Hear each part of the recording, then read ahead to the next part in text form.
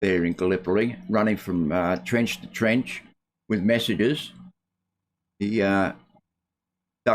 ducking the snipers all day. It really played on his nerves quite a bit.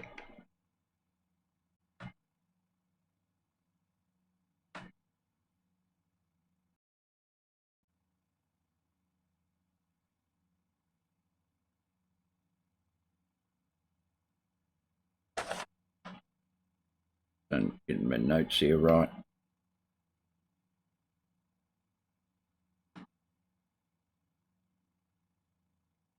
Actually, Kingston Smith's birthday was on the 9th of February last week. He was born in 1897. Then he went to, the family moved to Vancouver in Canada for about 3 years. Oh, Alison Johnson, how are you, Alison? Oh, thank you. Thank you very much. All subscriptions go to the Royal Flying Doctor Service.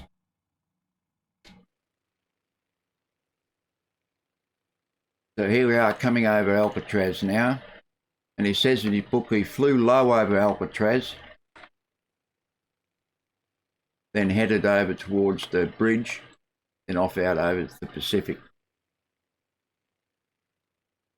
He loved to ride his motorbike. He's always been a motorbike fanatic, Smithy.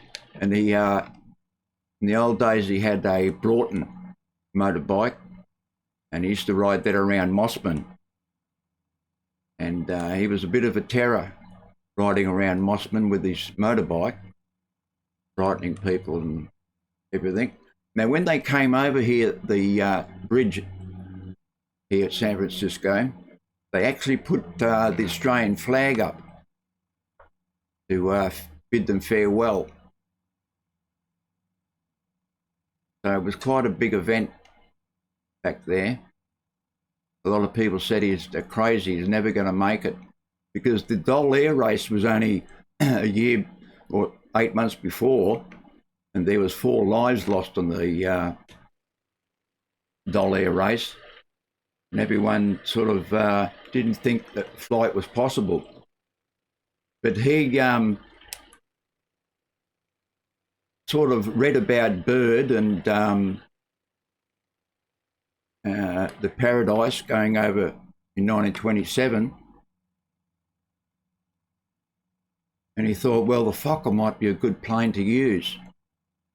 It had a lot of success. Amelia Earhart, and flew over the Atlantic, always a passenger there.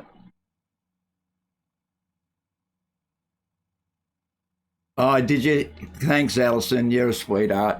Great. So everyone knows Alison Johnson, and I don't need to introduce her who she is, but she does Amelia Earhart flights. And at the moment, I think it's around the world, I think. I know that she's flying in the Stearman.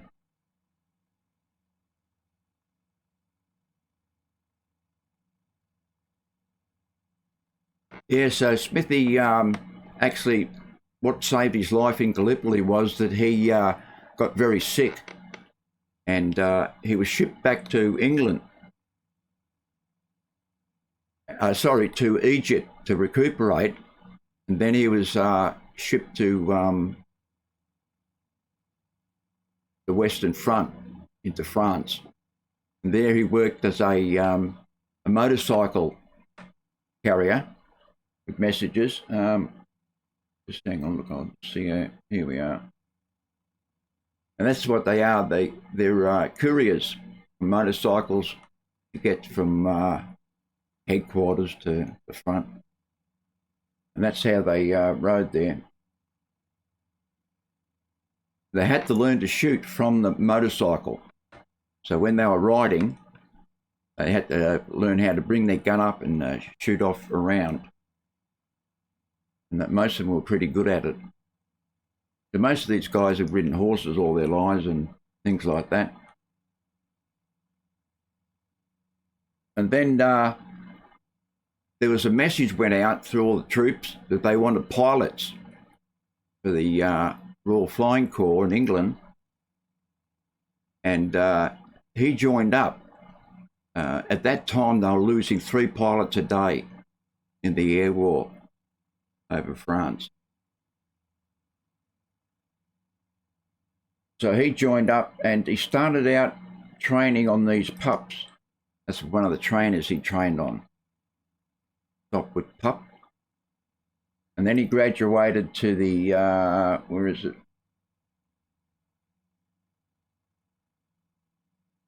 SPAD 7. And that's what he used in all his combat missions. And he actually shot down 3 planes. He strafed airfields, lines of troops and things like that, which sort of shocked him in the later years that he could do such a thing. So we're nearly at 5,000. 4,000, I should say. Now, I don't know how far I'm going to get on this fuel, but we'll see. I'll just get on track now. So there we are, leaving the coast behind. And it was a nice sunny day like it is today too. I'm on live weather. Well, hopefully that's live weather. It might have kicked in yet. It was a nice sunny day when he left San Francisco. Himself, Charles Ulm, who was his co-pilot, and well, he was the sort of manager. Excuse me. Smithy wasn't very good with paperwork. Paperwork wasn't his forte. Ulm looked after all the paperwork, and sort of business manager he was. And Harry Lyon, he was the navigator on the trip. Harry Lyon was, he'd come from a Navy background where he was a navigator on ships. He'd actually sailed the Pacific from San Francisco to Honolulu quite a number of times. So he was quite used to going on trips, but he'd never flown in an aeroplane as a navigator, especially not in the back of a plane where you had to sit on a wicker seat.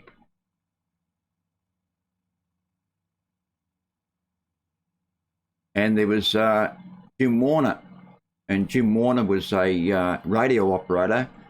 They'd actually met and worked together on the, I think it was the St. Louis, the United States Navy. Pally 63, how are you, mate?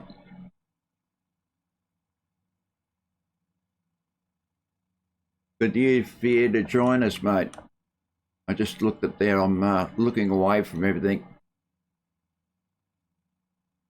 I want to get on track here. Got a fair bit to go. Do us.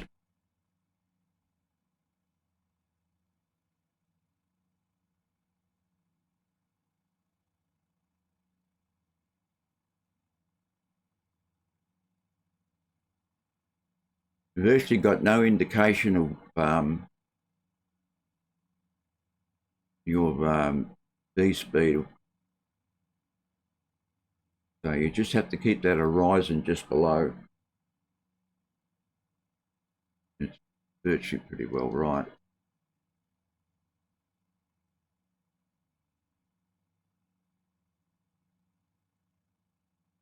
We're doing 126 knots by the little, excuse me, little nav map.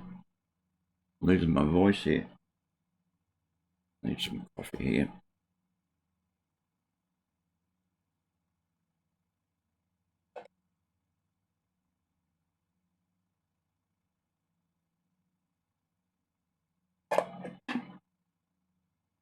Better, a bit better.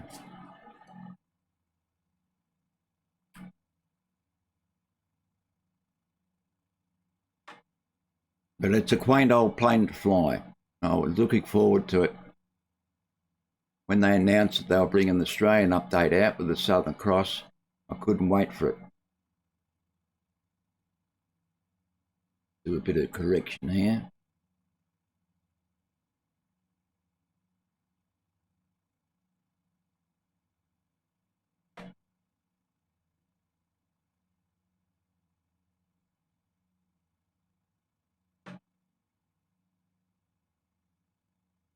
I'm actually trying to steer with a little nav map here, so we'll get near enough to the magenta line that I've marked on there. We're just about right there.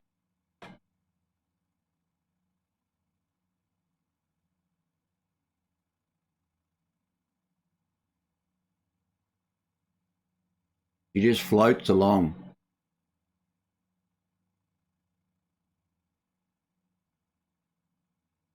Okay, we're at 6,000. That should do us.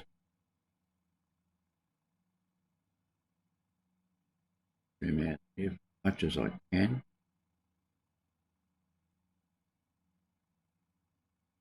And the only indication up and down I've got is little nav map and looking at the height. That seems to be pretty good there.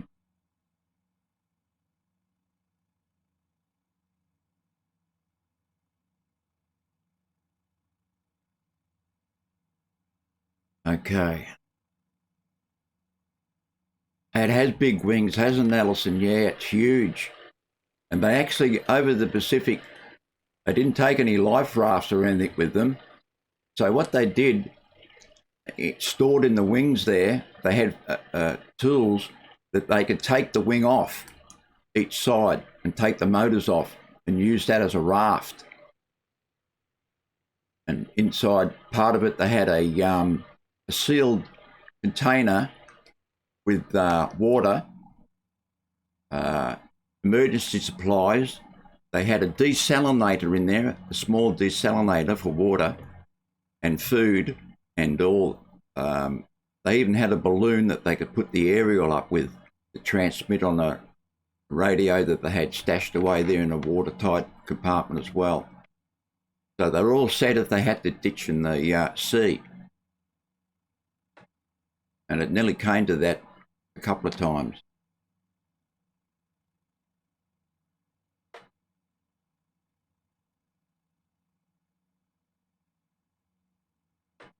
So I don't know if I'll do the whole stream to Wheelers Field, but I'll get as far as I can on this load of petrol, and we'll see how we're going for time.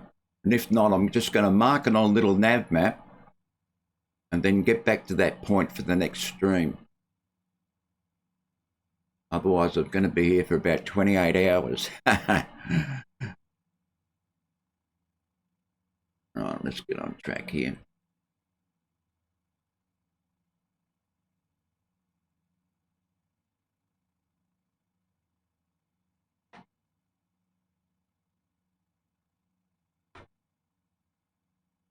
Okay.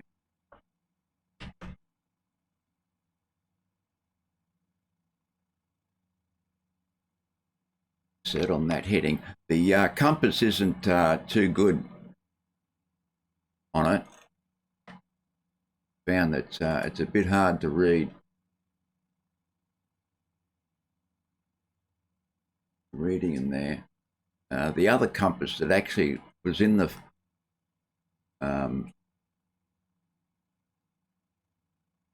I think I've got one here of it.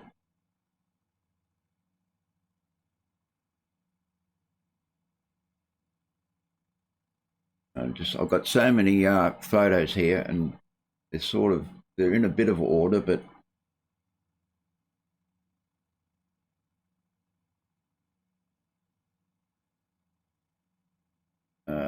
there's one of the cockpit of the Cross there. That's Smithy in the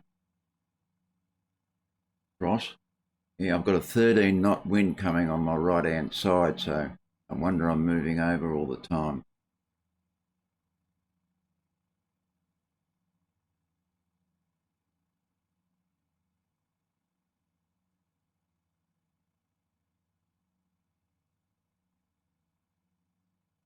It's a really hands-on flying plane, this Fokker. You have to sort of be at the controls all the time. Very hard to trim, actually. Virtually got no trim on it. You can get it somewhere near there, but you've got to get up to around about 6,000 to do that. And Smithy never flew there. For the first, when they took off from Wheelers Field, it took them about 2 hours to get up to 100 feet. That's how much fuel that was in the plane. They left Wheelers Field with about, I think it was 1,200 gallons, just over 1,200 gallons. That's what they estimated it for.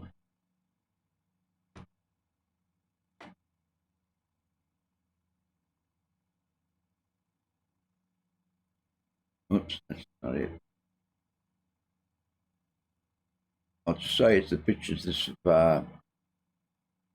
it's Harry Lyon, the navigator. He had quite a history, Harry Lyon. He was a rum runner up and down the California coast years before. He'd been in the Navy on several ships. He'd been sunk twice in the Atlantic, and he had a colourful history. As Jim Warner, he was the radio operator, and he was a very quiet man. He get down a bit.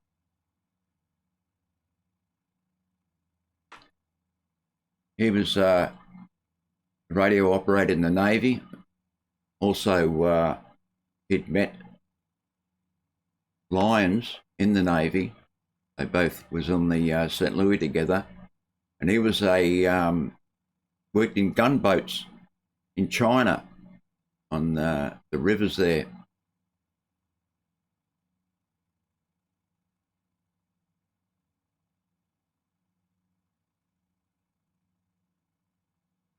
I'll just get up here and have a look at some of these photographs here.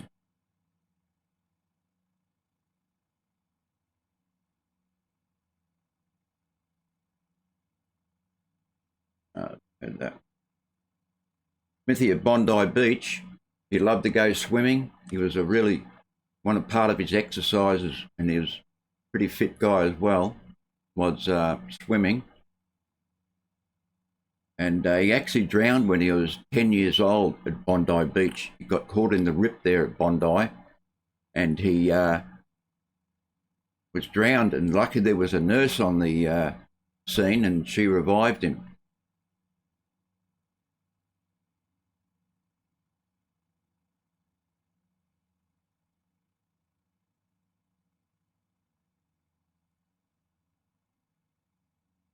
Yep, no worries. There's a link below. Oh, that's me. Right. Okay. Let's get on with it.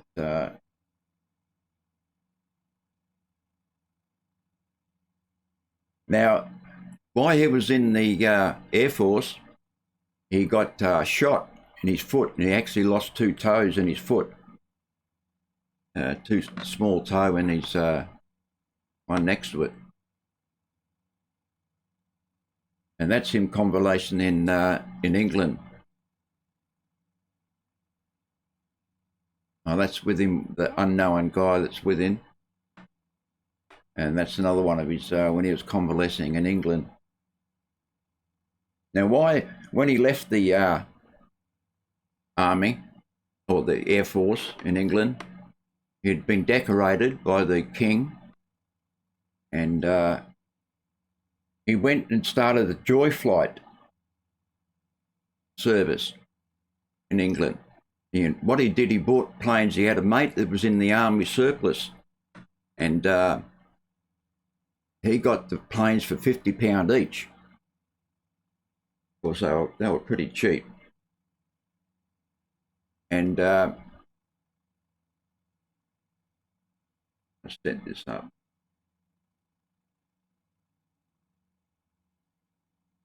Okay. And he got them cheap at £50 each. And he had another friend from the Air Force named Maddox, and they started the Smith and Maddox Air Service in England. They did joy flights around England, around country fairs and things like that, way back in Viper Strike, Raisins and Toast. And Elisa, how are you? Good. Thanks for joining. Appreciate it. Alison Johnson's gifted a tier 1. Thanks, Alison.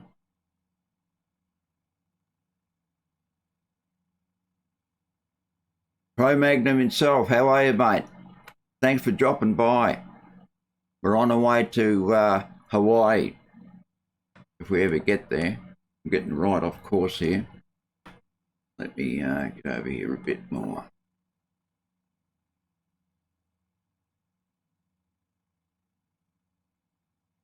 So the only thing I'm steering by, actually I'm cheating a bit, I'm going by little nav map, but I haven't got the navigator Harry Lyons in the back giving me directions.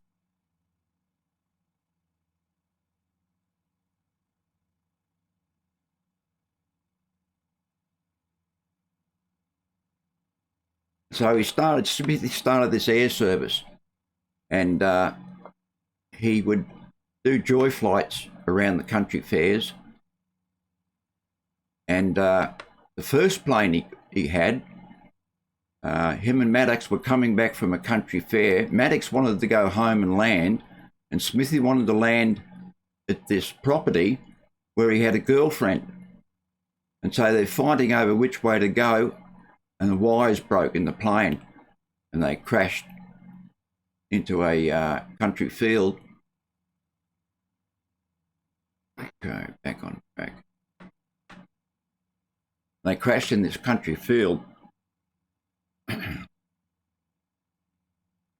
Now, he had them insured for £150 each, these planes. So each plane he wrecked, and he wrecked 4 of them, he was collected £150 for them. So in Standich's book, an old friend of his, he writes that it was very bit of a mysterious thing that was happening with this guy from the aviation surplus department.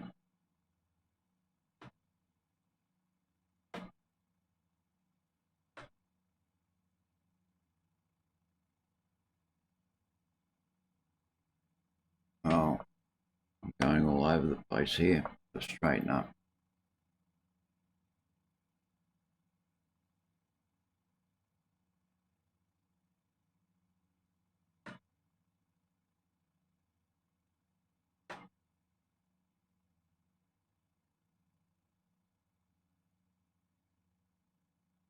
Okay, back on course.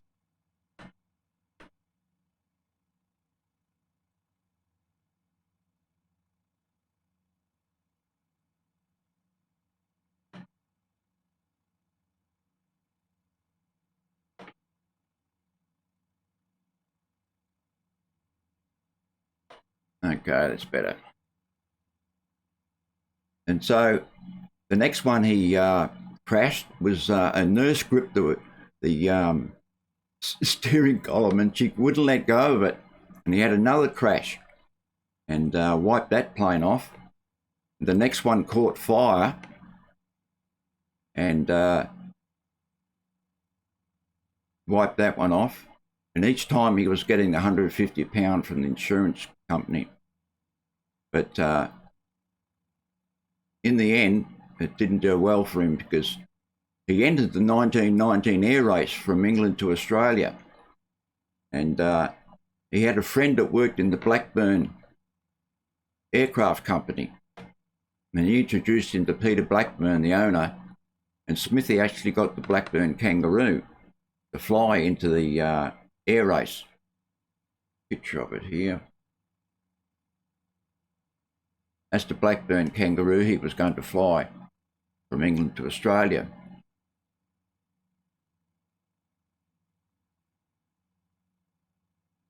And of course, he never got to fly it because one day Peter Blackburn was talking to someone from the aviation department in England, and they were talking about Smithy, and the guy said, "Oh, look, he was not a very good pilot."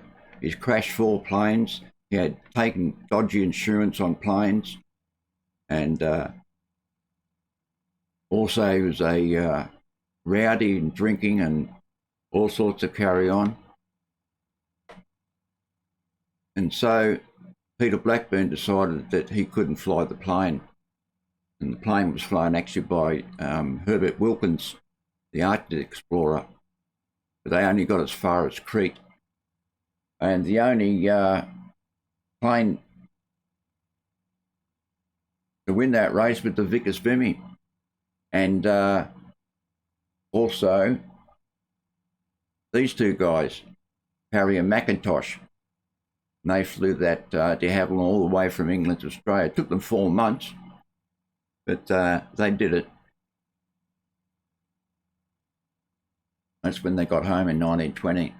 They actually, up somewhere in the Northern Territory, they broke the radiator, and they got a radiator out of an old car and made it fit into the plane so they could continue on the journey.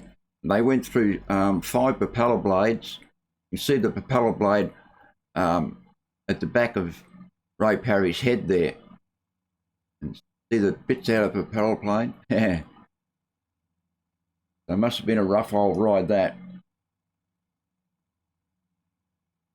Oh, that's another one. That's a picture of the de Havilland they flew.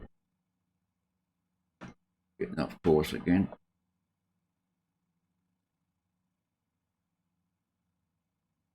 This is the picture of Smithy and Maddox, the guy he started off the aviation service with.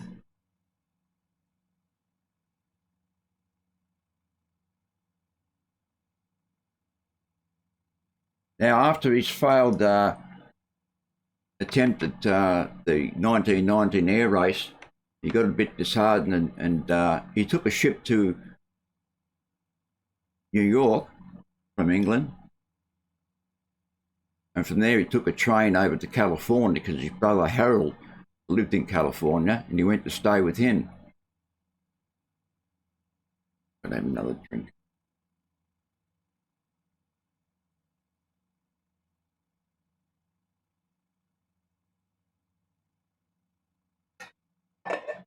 Thursday work, this.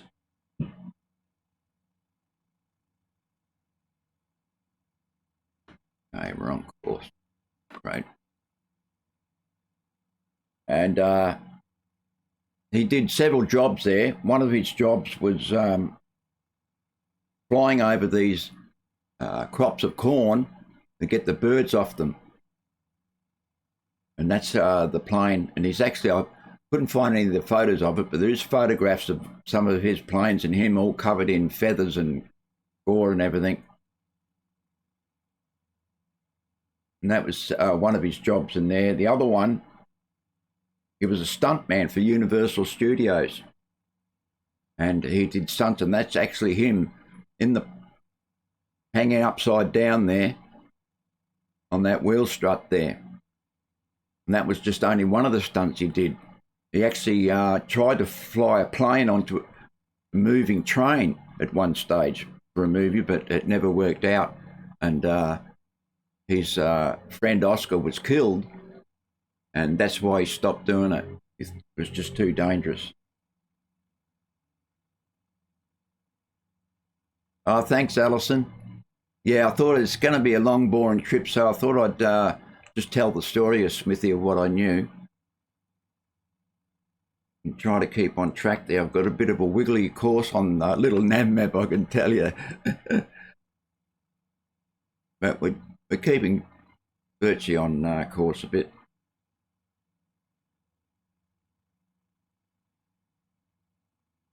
This plane changed so much over the years that this has turned out to be the very last one that they put together in 1947, I think, or 46, just before they made the movie Smithy with it. Because it was in the United States that flew the Pacific was registered 1985, and that was the only identifying mark that wasn't actually a registration mark, it was just to identify the plane.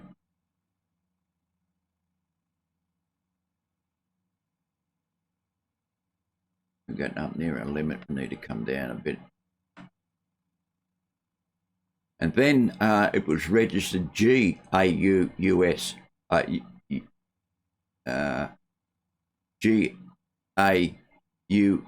GAUSU, which is Great Britain and Australia and Ullman Smith.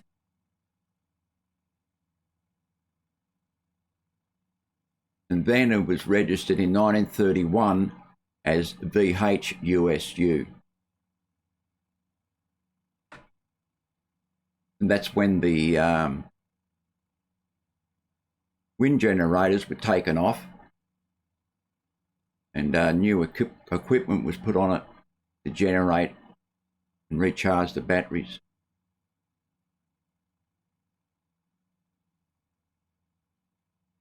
But at that time, this is the only thing they had, and that was quite new, that was. I've got some photographs of it here. No, not up to it yet.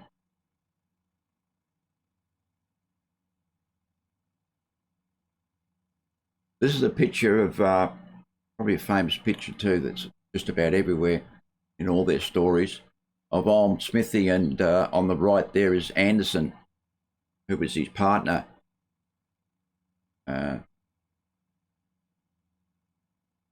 They'd actually gone to, when he got back to Australia, he worked with Western Australian Airways for quite some time up at the Western Australian coast, flying from Geraldton up to Broome and down to Perth. And they had Bristol tourers. And that was in there he is in 1922, 23. And that's him at working for Western Australian Airways. He looks pretty young there. This is a 1921 application for a pilot's license, when he applied for a pilot's license.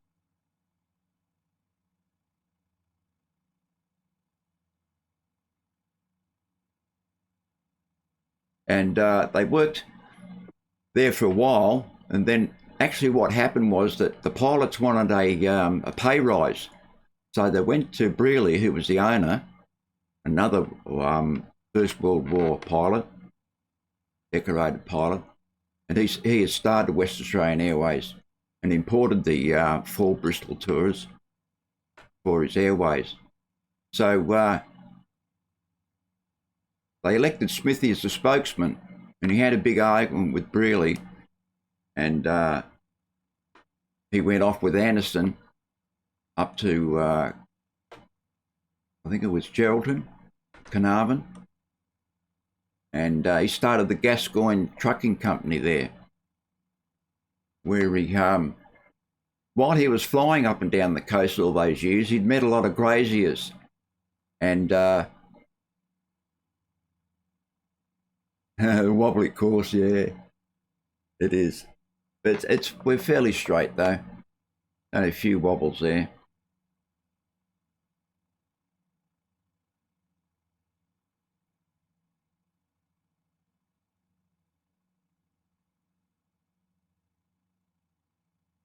So they went to Gascoyne, and there was a garage for sale. And he actually bought the garage. He borrowed the money from his brother. Foxtrot, how are you, mate? G'day, mate. And he borrowed the monies off his family to pay for the trucking company.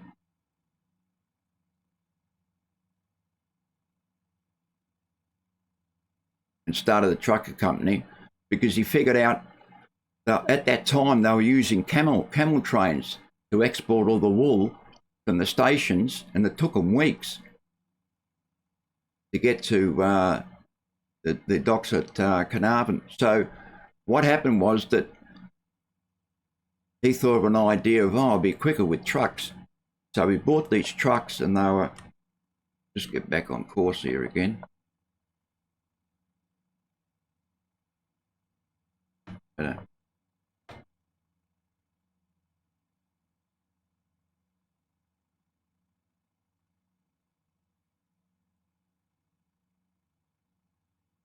oh, it actually does trim out.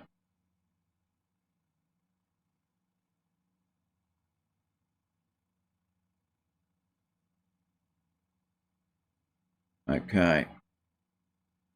Just have a look, see if my...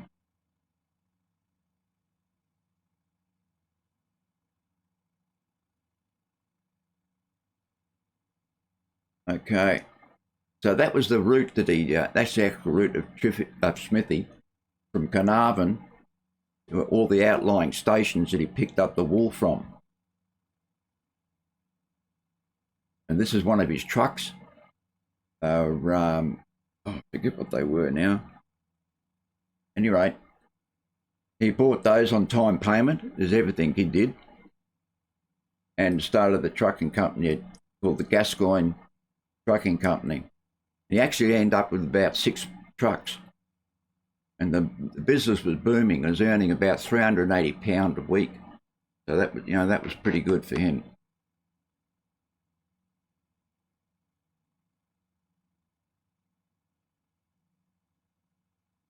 Oh, that's one of the Southern Cross there. Yeah, this one here you can see that the wind generator's there, still on, and the stars of the Southern Cross there. And this one looks like it's registered. Can't quite see. I think that's, yeah, it's registered V, so it's in Australia after 1931.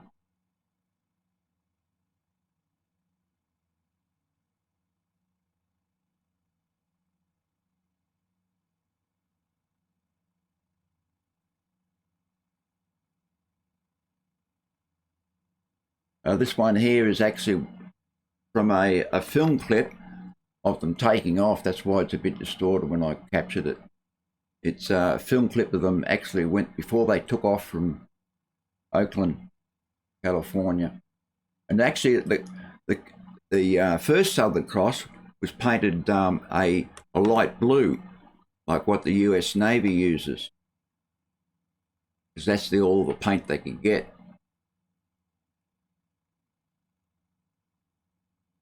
Get back on course here a bit. You lose about 500 feet when you use the rudder.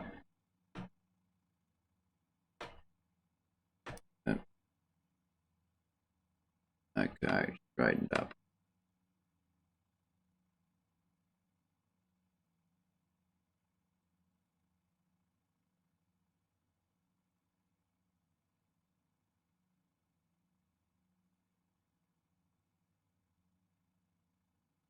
Okay. This is the picture of them at Barking Sounds, where they took off in Hawaii, off the beach, not off the, there was no airport at that time.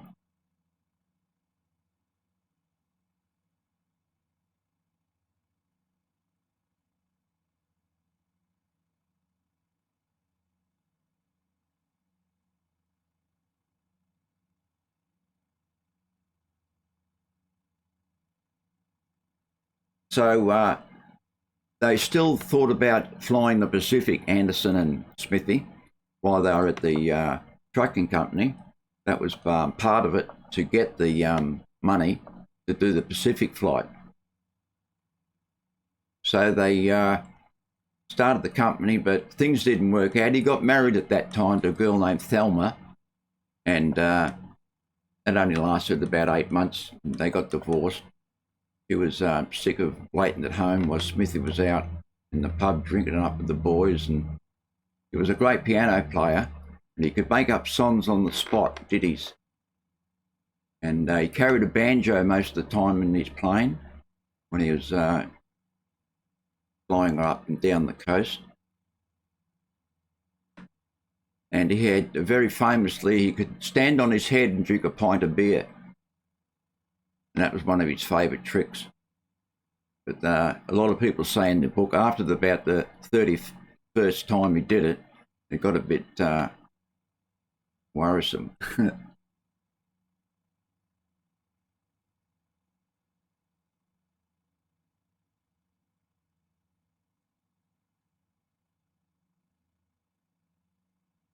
Okay, let's have a look.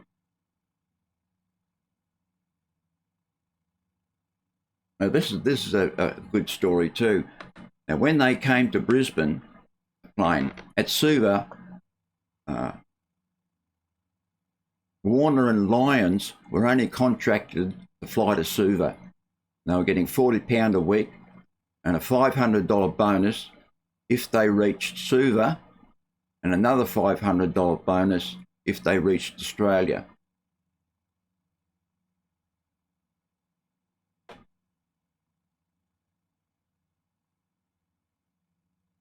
But they wanted to continue on to Australia, and actually the Australian government interceded and told Smithy, you've got to bring these blokes with you. Hang on, I get back on course here again.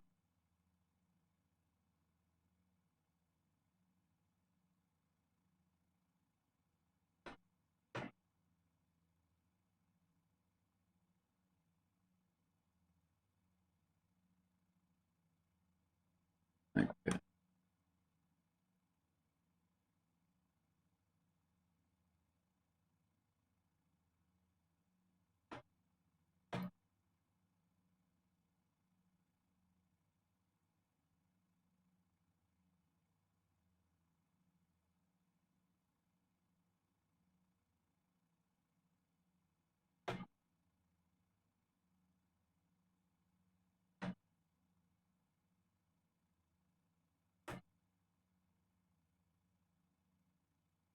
Let's see if we can keep that cool.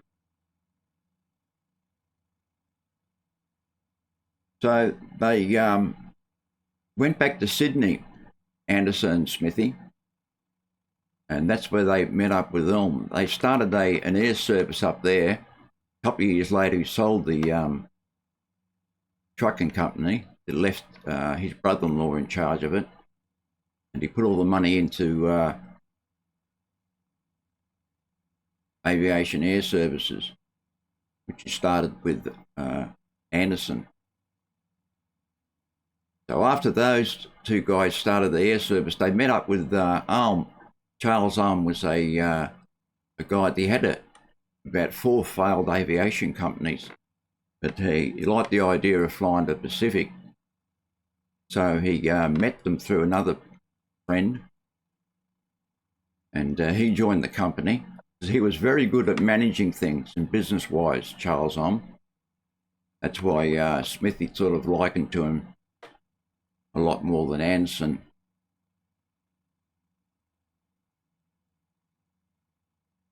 So after Charles Ulm joined the company, sort of Anderson started to fade into the background. But they eventually all went to California together. They took a ship called the Tahiti to California, and they were promised £3,500 from the Australian government if they flew the trip.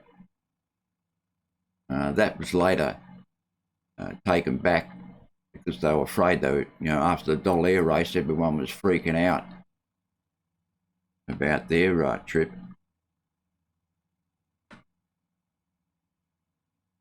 And they took the money back. Then later on, there was a change of government, and they reimbursed him again for the £3,500. So he actually did get the money eventually. But see, you couldn't have an aviation company in Australia unless you had subs from the government for airmail services. If you didn't have those subs from the government and contracts, you just don't exist. There wasn't enough paying customers. And the fly in those days from Sydney to Brisbane cost you a couple £100. They went by per mile, I think.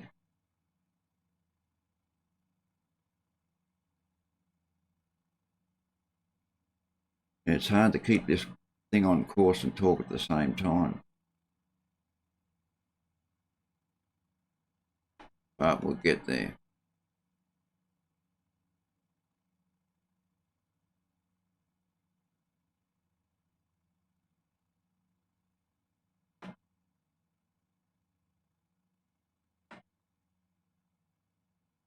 So, where was I? They're California, right. So they got to California, Olm, Anderson and Smithy. They had a lot of money because they, from the trucking company had just sold. And so they lived the high life there in the best hotels and everything.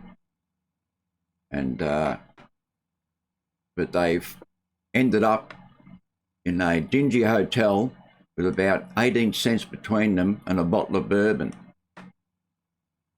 And Anderson had been disillusioned by everything because they couldn't get a plane. He just couldn't get anyone interested in doing the flight until he met Wilkins, who actually, Wilkins read about his Pacific crossing, and he approached them and said, look, I've got a Fokker for sale. It's up in Boeing up in Seattle. And but they didn't have the money to put the engines in it because it was didn't have any engines in it, no instruments at all. It was just a sort of a skeleton of a plane. So they approached a guy named Sidney Myers, who was a millionaire. He owned Meyer Emporium, big chain of stores in Australia. And he actually lent them the money to buy the equipment to get the plane going. So they were very lucky there, another donation.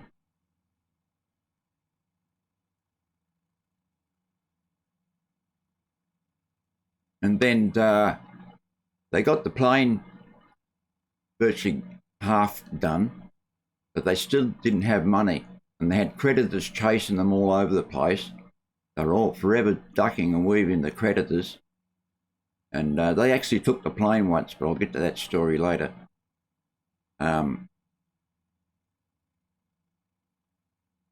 a drink.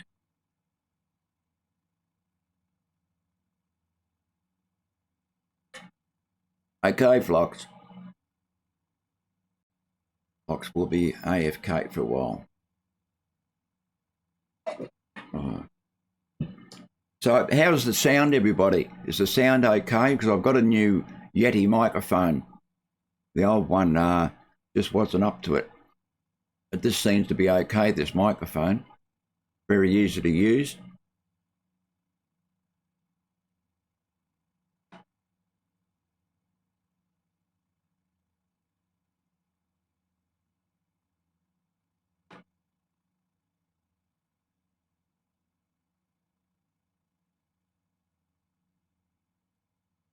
I wonder if anyone else is going to attempt the discovery flight they put in of the trip across the Pacific. It's in the sim. I had to go the other day, but the it's not quite like this, as I'll be taken off from Barking Sound and hopefully try to land on Albert Park.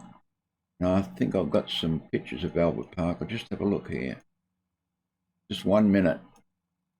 I check out the photos here.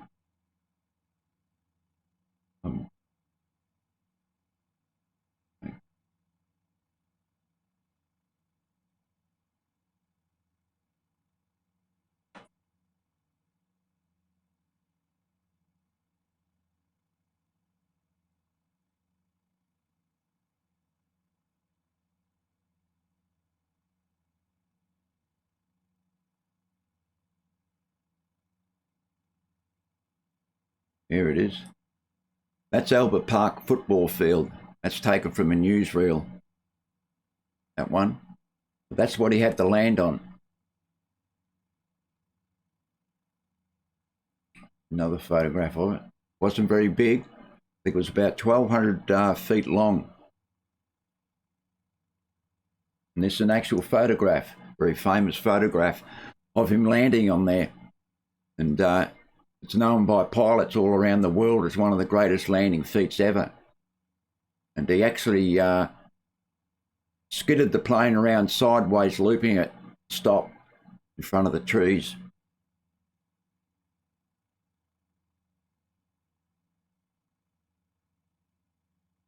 Oh, this is them in Suva, being carried over the beach from the boat that they took all the fuel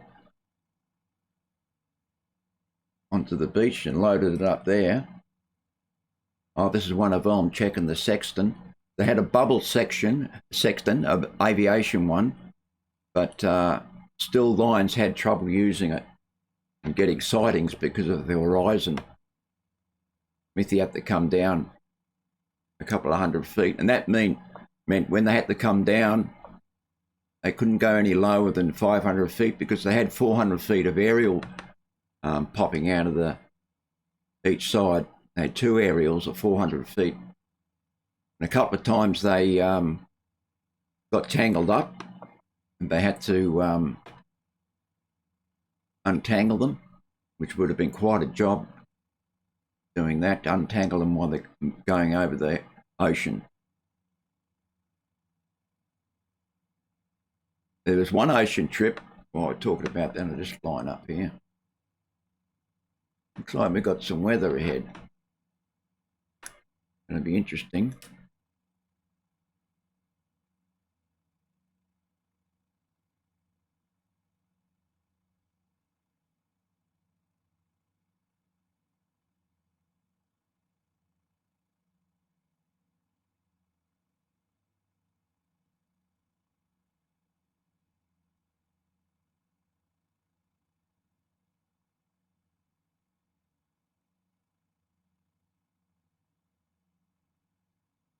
I'll get back to Norm Breesley in a minute. Trying to find this.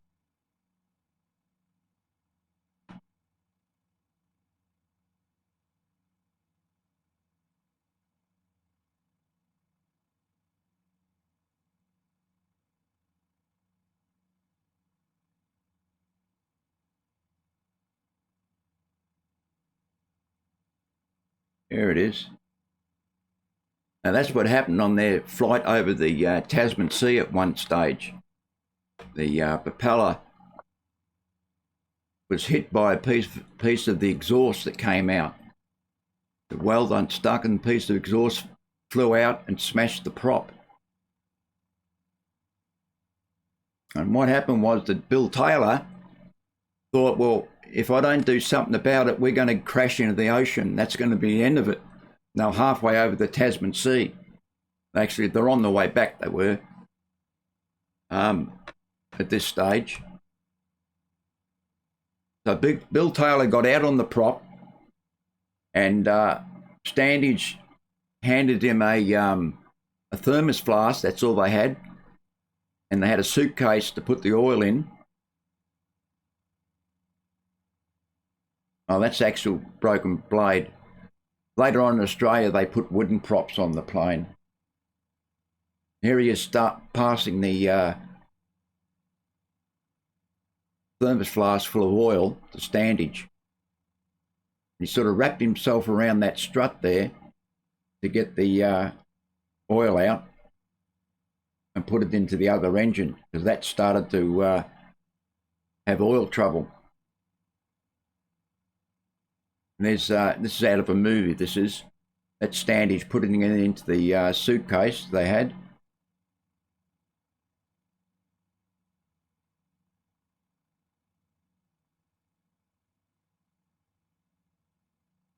Yeah, so that was an awesome flight. That was. Hang on, I've got to get back on course here. Not today.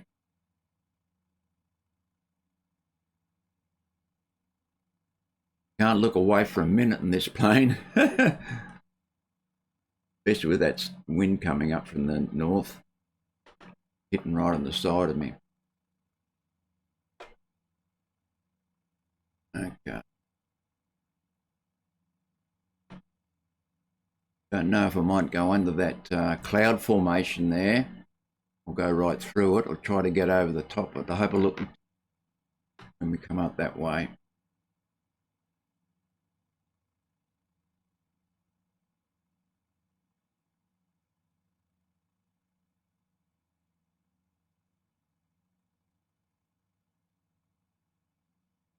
Get back on course a bit here. The actual plane used to use, each engine used 11 gallons an hour. And I think this flight, he estimated that around about that. I forget the actual figures.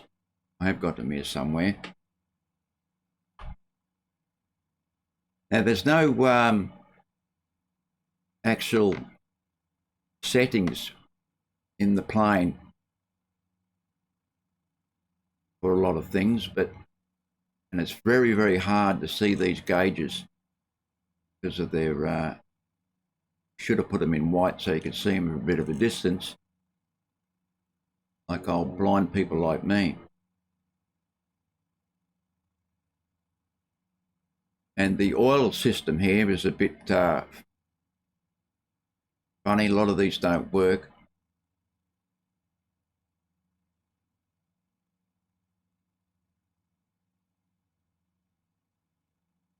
But they've even got the engine numbers on them, right engine numbers too.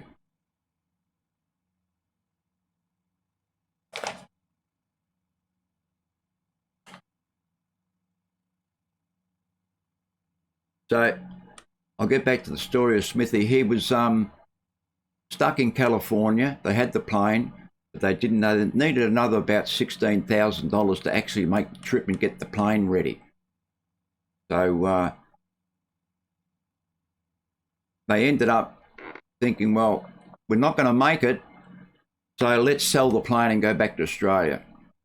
And so they were on the way down to Santa Monica to see the vacuum oil company to sell the plane to them. And that was going to be the end of the trip. Or if the vacuum oil company was going to lend them the plane after they bought it to do the trip. But they said no. So they're stuck in Los Angeles with nothing, broke, in tatty clothes. Their clothes were just threadbare. And they were stuck in this dingy hotel with no money. And Smithy actually met a girl on the train named Kay. He was always meeting girls. He was a ladies' man, Smithy. He met this girl Kay on the train coming over years back after the war, and he kept in contact with her. And he met up with her for dinner that night. And Kay was working for this man who was working for this millionaire who was working for a lawyer. And he worked for Hancock. Shapley, I think his name was, the lawyer. And he worked for Hancock, who was a millionaire. So, well, I'm not going to be able to see the horizon here.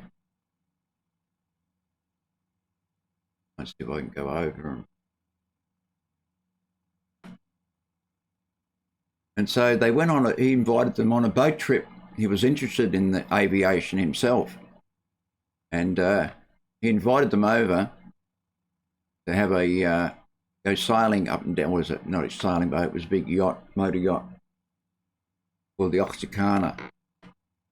So they went to this party, and they met Hancock, and they got talking to him about that. He was interested in the trip, and they got talking to him. And he said, well, why haven't you gone? I mean, you got the plane there. They said, look, we're broke, we need money. So he immediately got out his checkbook and wrote him out a check for $16,000 and paid other expenses. They had a lot of debts, hotel debts especially. They hadn't paid the hotel bill in weeks. And the funny thing, when they went back to the airport to get their plane to fly back to Mills Field, the debt collectors are come and taken the plane. And they had to go down and get some money out of the bank with the check and pay for the plane to get it out of hock. Pay the debts off.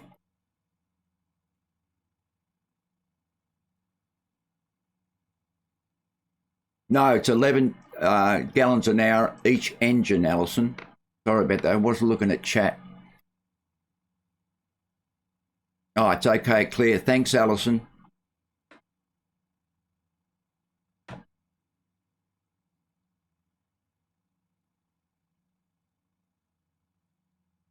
So I just think I've got some.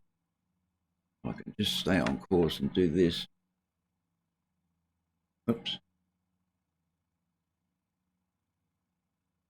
Just have a look for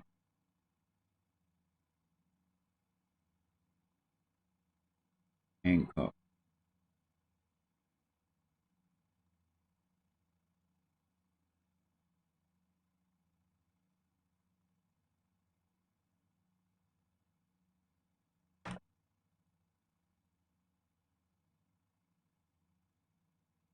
Here he is.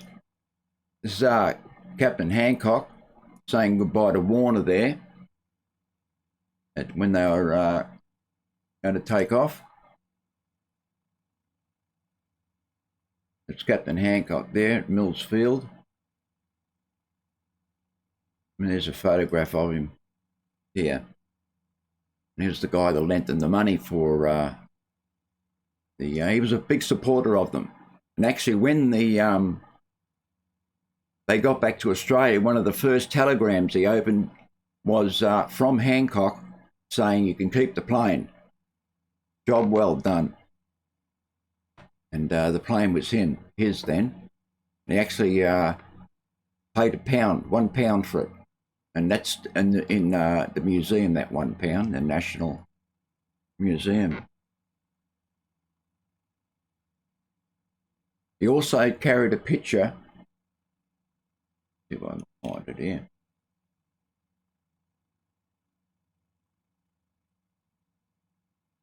Of Nellie Stewart.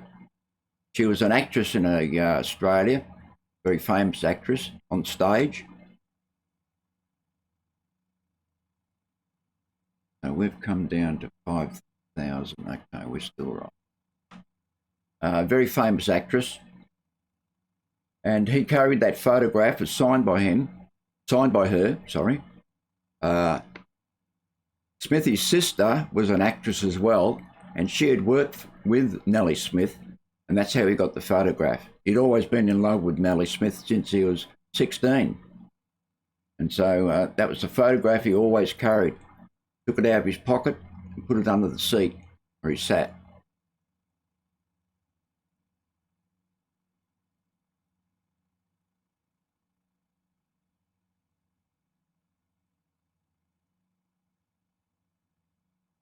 Now, there's a lot of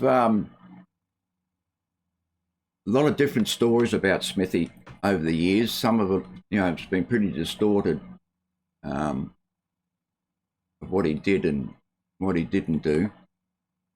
And in one of the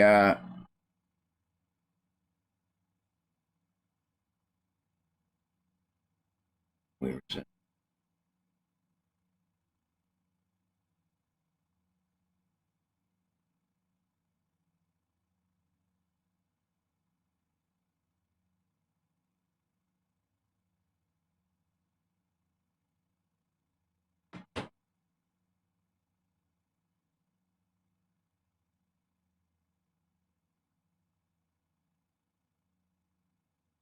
I should have just put all this in a slideshow. Might do that next time.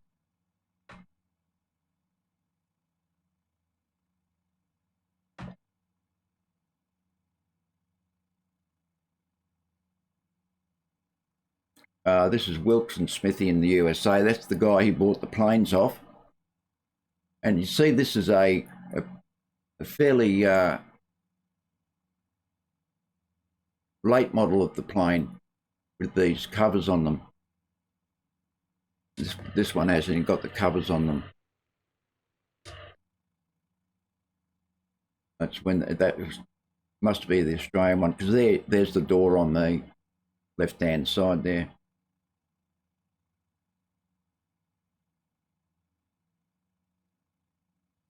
Oh, that's when they came back from the trucking company, they went down to Western Australian Airways and bought these two Bristols off Norm Brealey, Western Australian Airways, to start their aviation services.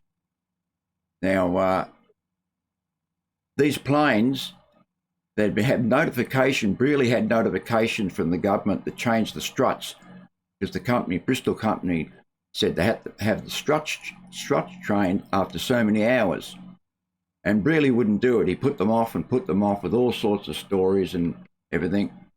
And eventually they said, right, either you do the struts or we ground the planes. He said, oh, it's too late. I've already sold them to Smithy. So when Smithy got to Mascot Airport, he had a red sticker on the plane straight away to change the struts, which he had to do. But while from Perth, they took 2 passengers from Perth to Sydney when they flew with these 2 Bristol tourists. And this the woman there and the guy there helping them down. And they flew all the way from, I think it was 3 days. And it was the first woman ever carried as a passenger from Perth to Sydney.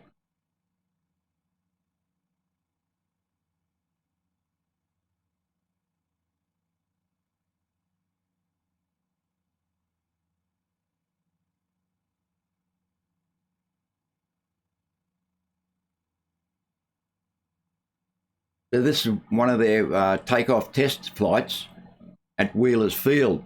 And you can see the different painting there. There's the locker there, and door they used to get in and out. And it had this down there. I think it says Fag Oil Flyer. Must have been an oil company it was advertising for to get some money. And you see they've already, that's the 1985 there. And the tail's already been, rudder's already been cut down. And the Southern Cross stars are already on it. There's some other writing there, it's probably advertising. But that's the only way they could get money, to go up there and paint advertising on the plane. That's in San Diego, where they got the new engines fitted.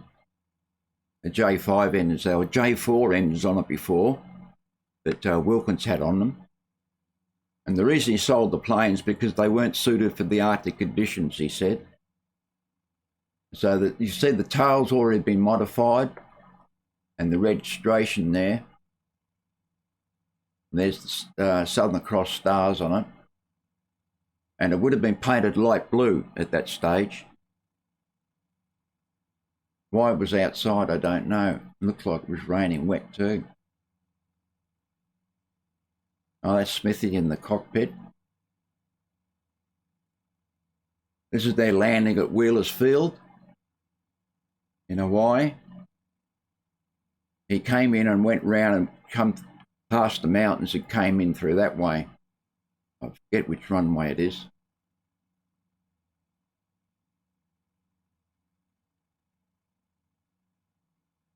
Now this is an interesting, when they got to Australia, to Brisbane, Warner and Lyons jumped out the back of the plane.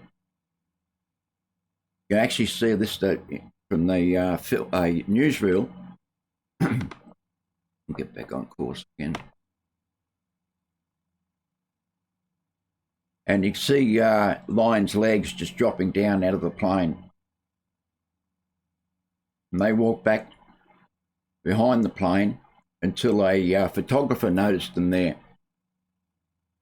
And he grabbed them, but they didn't want to have anything to do with it. They had an argument at Suva about them being dismissed, and it actually came to fisticuffs between Ulm and Lyons.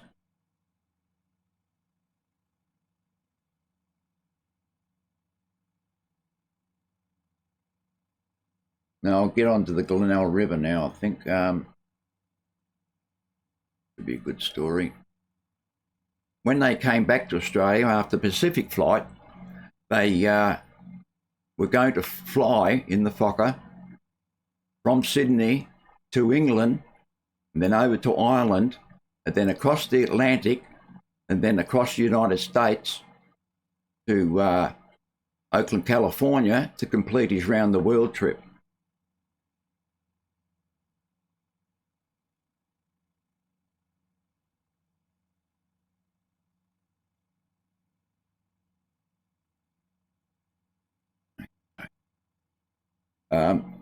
Now, on their first attempt, they took off from Richmond Airfield Base near Sydney and flew towards Wyndham. Straight flight from Richmond to Wyndham. And on the way, after they left near Alice Springs, a great storm, cyclonic storm, erupted across the northwest. And they got stuck right in the middle of it.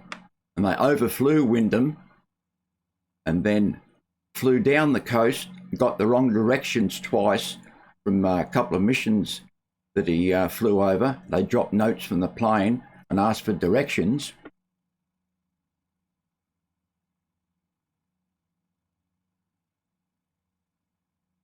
Yeah, well, that would be a bit difficult on the maximum storm settings. I don't know. I'll probably on the way meet the storms after Hawaii. Apparently, they're always there. Thanks for following Seth the Skipper.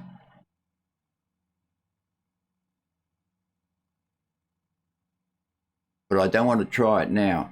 I'm not that good enough of a pilot to try something like that. But it would be interesting. I might actually take your suggestions and try it one day. Well, I think it could handle it because the actual Flocker did handle a storm quite well. It was in the hands of a really expert pilot that knew how to fly and handle the plane.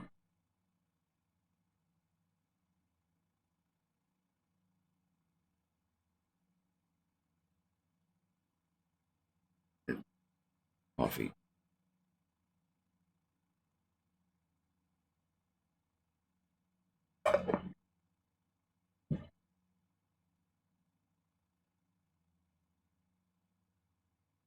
Okay. Glenelg River. And so they were very, very low on fuel. They're in a storm and they had to find somewhere to land. And so they ended up around the Glenelg River inlet. And they had to land because they just had no fuel.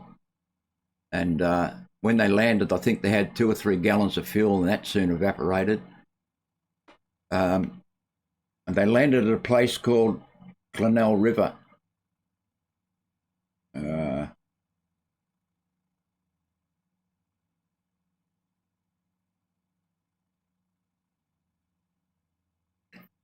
This is where it ended up, at the Glenelg River. There you can see the actual flight path of his wheels where he had to skid round to miss these rocks here and trees that were just there. And they say that bit of land there is the only bit of land around for 100 miles. That's another one of it from the air.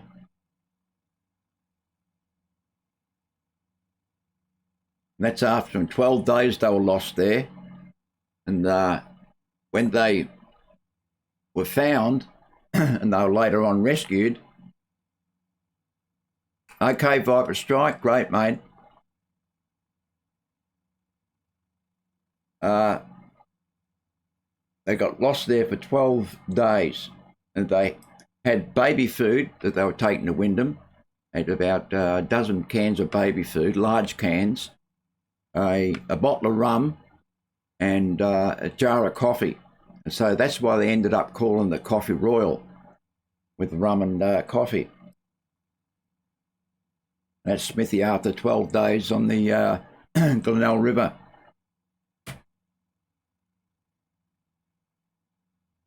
And there they are, Litchfield. This is the new crew. Lyons and Warner went back to the States. This is Litchfield and McWilliams. Now, Litchfield, he had met on the Tahiti, where he went over to America. And he'd learned a bit of navigation from him as well. And so did Ulm. So they were good friends, and he asked him to come along, and he came along to the Australia to England leg. And McWilliams was another competent radio operator. And that's where they landed up for 12 days, the Coffee Royal. They actually, after they flew out and into the storm, they lost the aerial, so they couldn't transmit any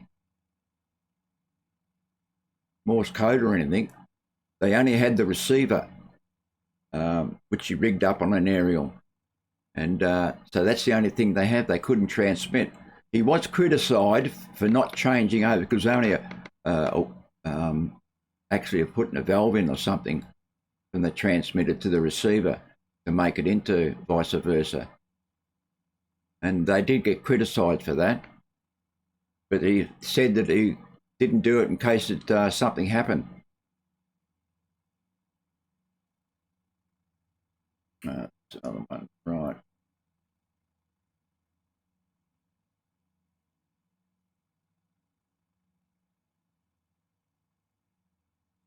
So at any rate, they set out search parties, and one search party was Anderson and a mate called Hitchcock, who worked for Smithy's Aviation Services, and they took his kookaburra to try to find them. So when they took off from Richmond, they were so full of petrol that they didn't take any water with them, and they were criticised for that. And even when they left Alice Springs. Great, mate. Yeah, that's what I'm going to do, get a slide going. I've got part of a one going. I might show it in a minute.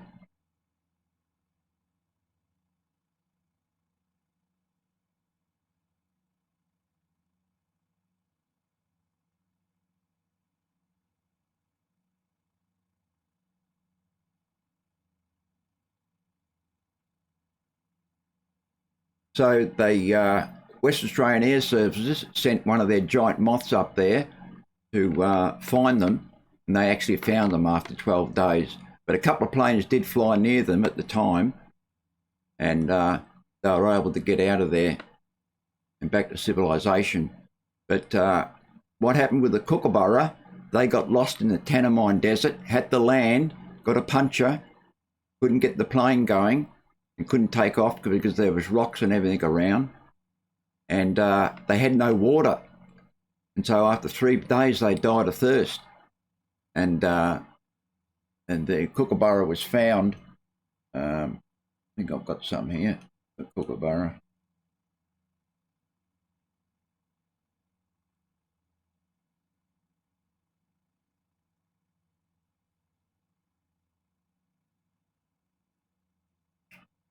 Oh, there's so many. Hang on, where are we? Just excuse me for a minute while I, so here's Hitchcock and Anderson. They were the two guys in the kookaburra that went looking for them. And this is a picture of the kookaburra, and there's Hitchcock under the wing. You see that white part there. They both died after 3 or 4 days, and he left a message on the tail of the plane, and that's the actual message. And Hitchcock was buried where he was, under the plane, and Anderson was buried where he lay too, a bit further away. And there's the plane they had, the kookaburra. Unsuitable for long distance flying. You know, it was something to go around about 50, 60 miles, and that was it.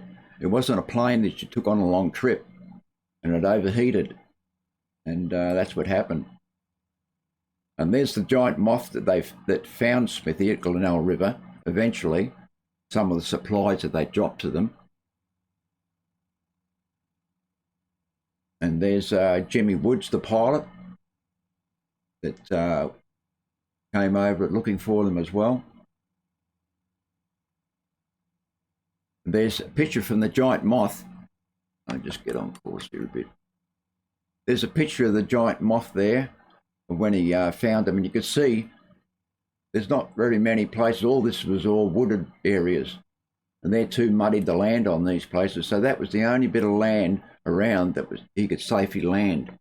You mind that there's all bushes and rocks and everything.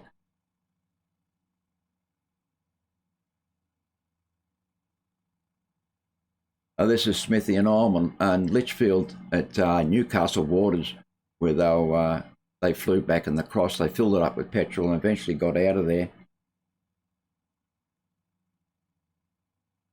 And there's another picture from the giant moth of the Southern Cross there. And interesting, his landing path. You can see it how he skidded there and skidded around there, trying to avoid things.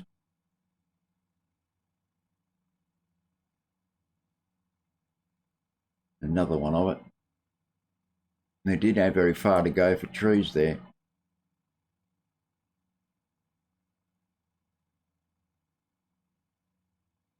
And they took a photographer up with them when they eventually got there and landed with a smaller plane. The moth couldn't get back on course here a bit. The moth couldn't land there.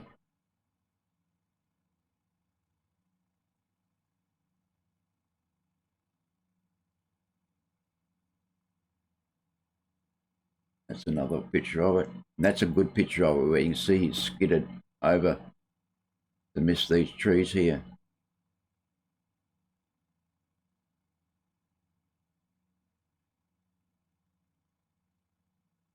This is a good picture here. This is when they're leaving, and you can see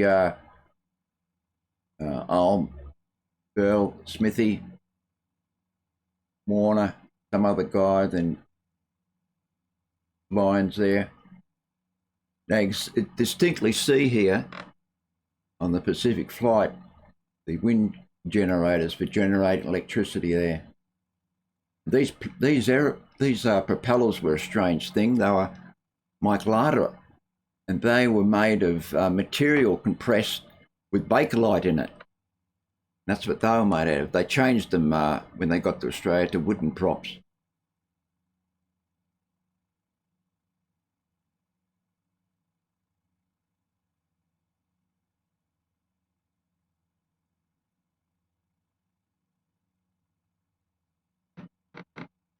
Getting a bit off the line here.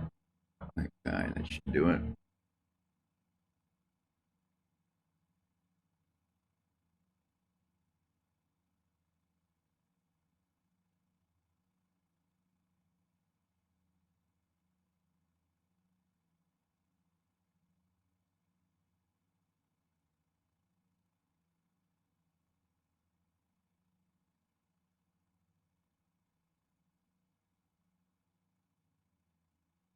That's one at Mascot where they're doing some repairs on it, and it must have been after 1931 because it's got the VH registration on it. And the door's on the left-hand side.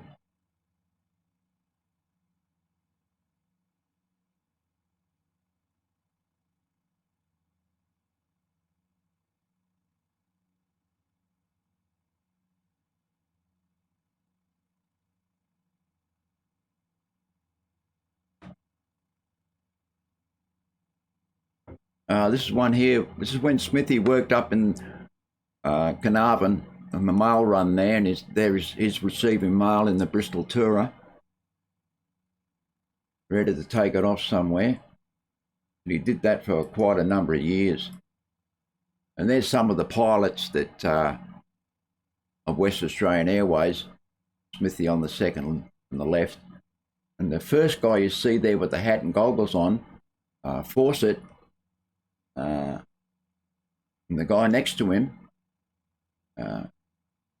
Broadreach, I think it was, on the first flight that Brearley made, they actually crashed one, and Fawcett was killed in the crash. And that's Norm Brearley and Smithy, in probably about 1923, when he worked at West Australian Airways.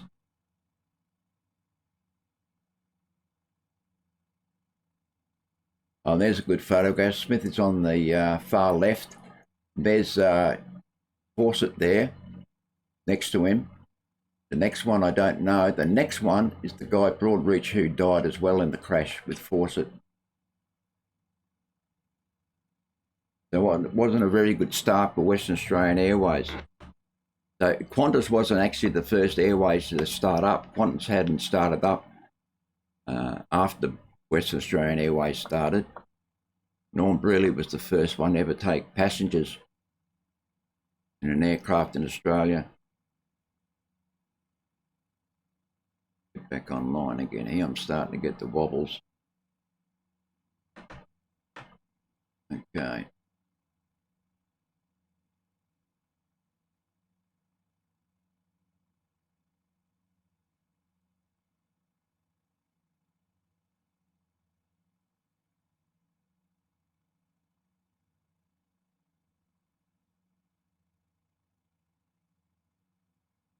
Go there. This is Jim Warner in the radio of the Fokker, looking down at the back. At one stage when they were landing at Albert Park in Suva, Warner and Lyons had to get right down the back there. The Smithy wanted all the weight down in the back. So he got then the crawl right down the back and sit down the back. And he was in his shorts because he'd actually fell in his own excrement when he was going to number 2 in the back of the plane, and they hit an air pocket and flew up and got covered in it. And so he had to wipe himself down. He was just in his shorts. And when they landed in Suva, he actually fell out of the plane through the canvas and got knocked out unconscious on the landing strip at Albert Park.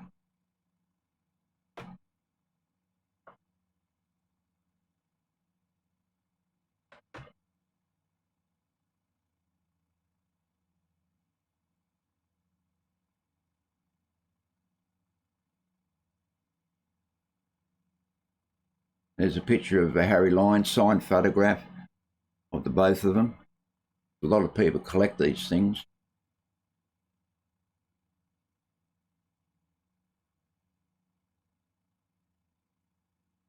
Oh, that's a painting about the Kookaburra lost in the Tanner mine. They had a royal commission on that, the Kookaburra, when they came back to Sydney after a few months. And he was found not guilty of any wrongdoing, Smithy. But people in the papers printed that he did it for a publicity stunt. And that's what all the hullabaloo was about. He actually didn't. It was just an unforeseen accident. He was criticised for not doing a lot of things in that, but he proved that that he was not going to do it for publicity. Or he didn't do it for publicity.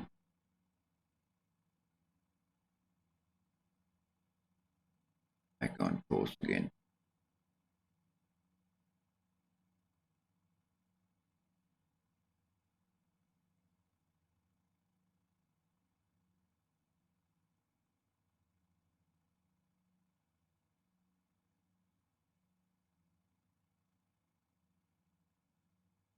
Yeah, that's right, Viper Strike, you know. And the thing was about this plane, it was an open cockpit. You know, this is all opened out here. That's an open cockpit where you used to get in and out. And the rain used to come through there and leak over these seals here and come down. And it was a not very good for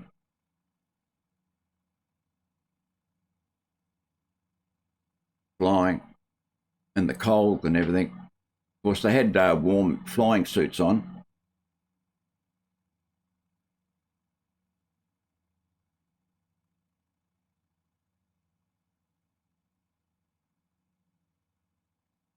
That's no worries, mate. I'll catch you probably on your next flight with the Yonkers. I don't know when that is, but I'll check on your Discord any rate.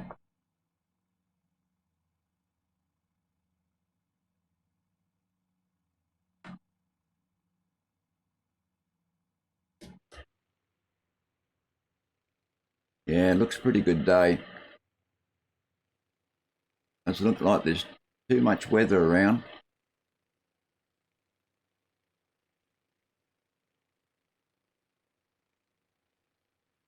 We're travelling at 121 knots ground speed, so that's probably a bit fast for the Fokker actually.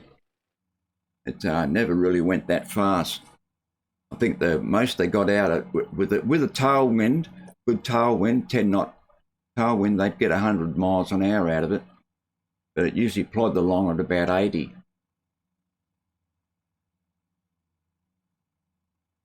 Yes, Alison, no worries. Thanks for coming along. Thanks for all your support, Alison. And I hope you catch you in the next stream.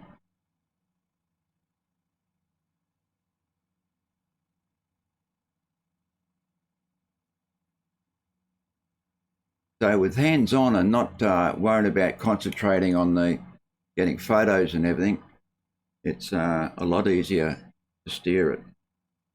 I just look on a little nav map here and it seems a bit wobbly there at the start, but it's okay now. I doubt doing the Pacific run. Alison's flight's tomorrow, okay.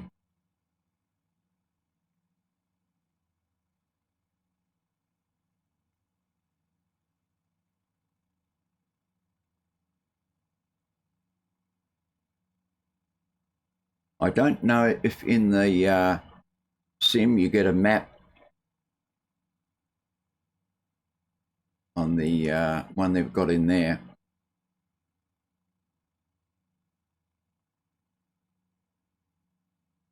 We've got a long way to go. We haven't come out of their airspace yet.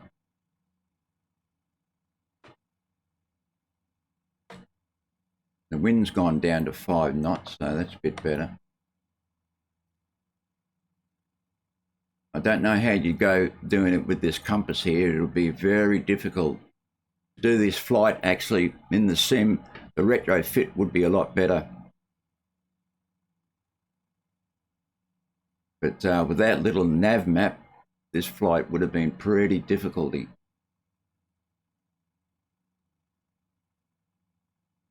So we have travelled,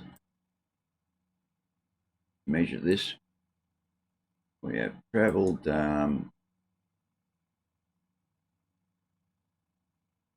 Oakland to here, 224 miles we've done in about an hour and a half.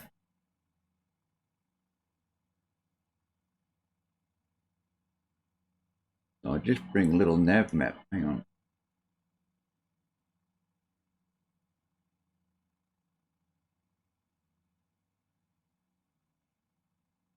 I'll bring a little nav map over. Why is it coming over?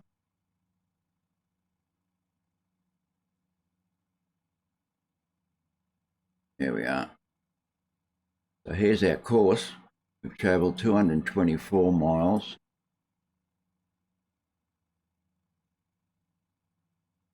And we've got a fair bit to go.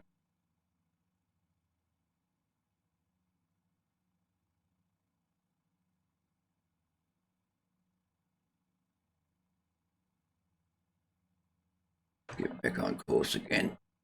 Since I get distracted, off the course I go. Oops, hit daisy. Oh.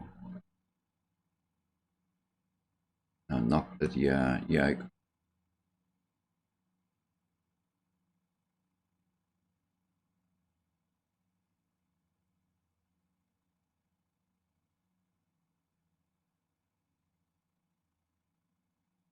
Back on course there a bit.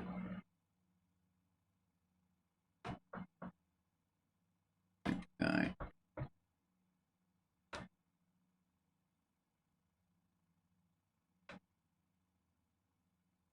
Yeah, it certainly is a hands-on plane where you've got to control it all the time. Even trimming it correctly.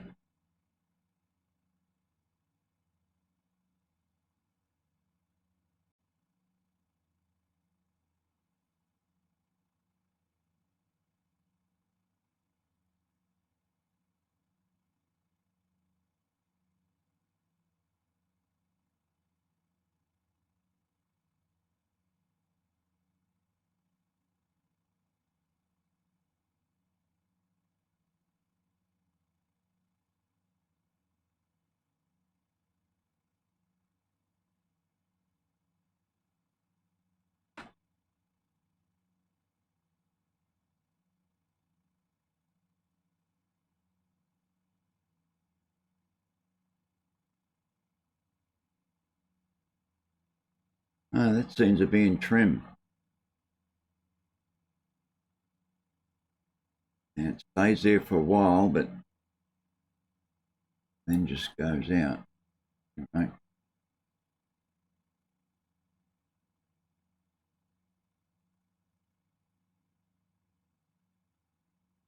So we'll persevere with it at any rate.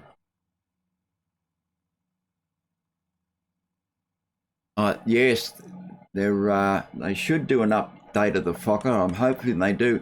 What they should do is bring out different liveries with the three liveries. This one with the G, and one with the 1985 would be superb.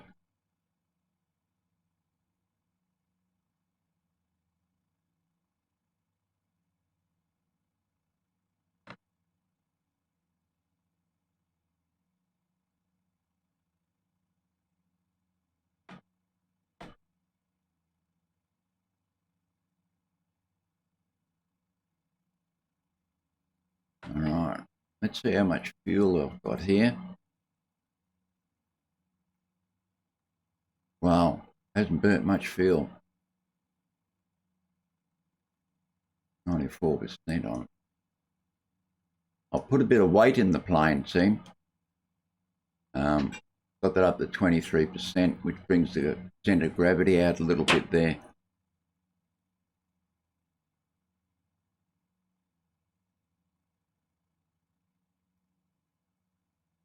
Now I'm just going to talk to my daughter here. Just 1 second. It won't be a minute. Just give me 1 second here. Be back in a second. Just hang on.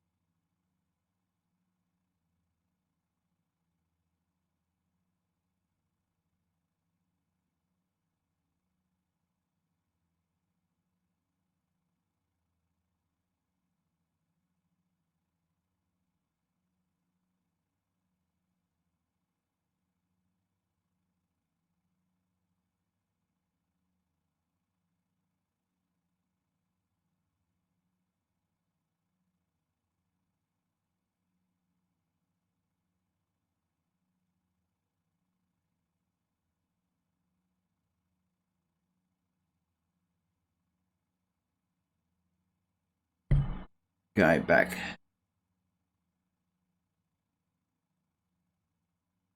Oh, looks pretty good on course. Okay, just trim this down a little bit. Go down.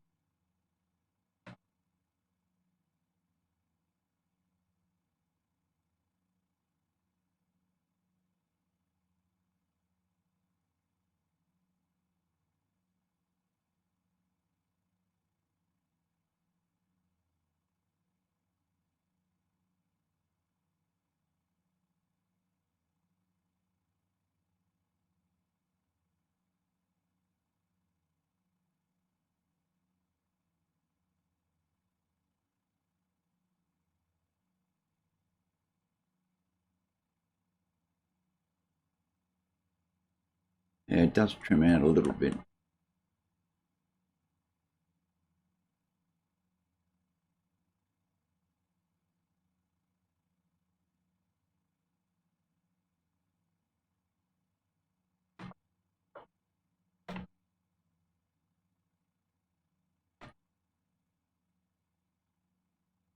It's one of the planes that I've found when you're landing it,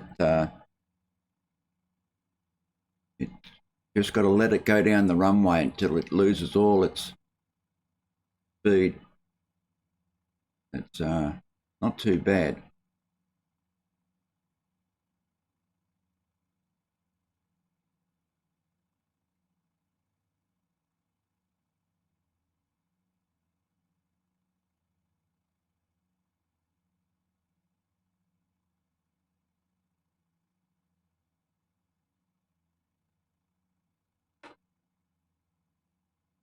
But we're on course now. When you concentrate it, it's a lot easier to stay on course. Might just put this slideshow in.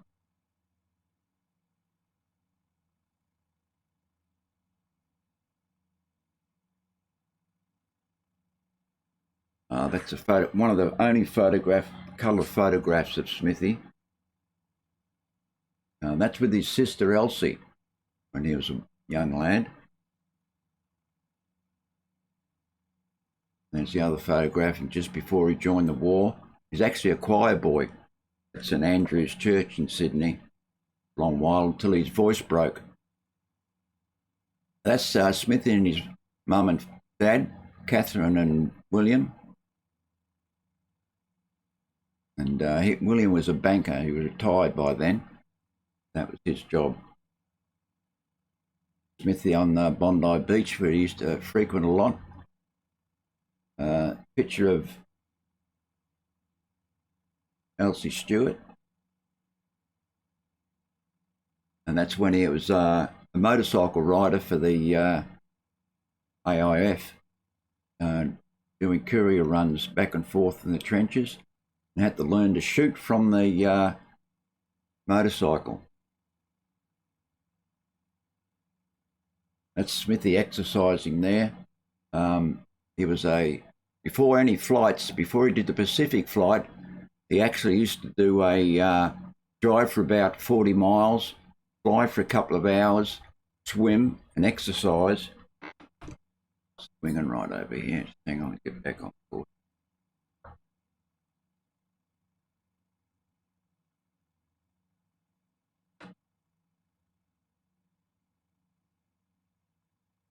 Got a wind change here.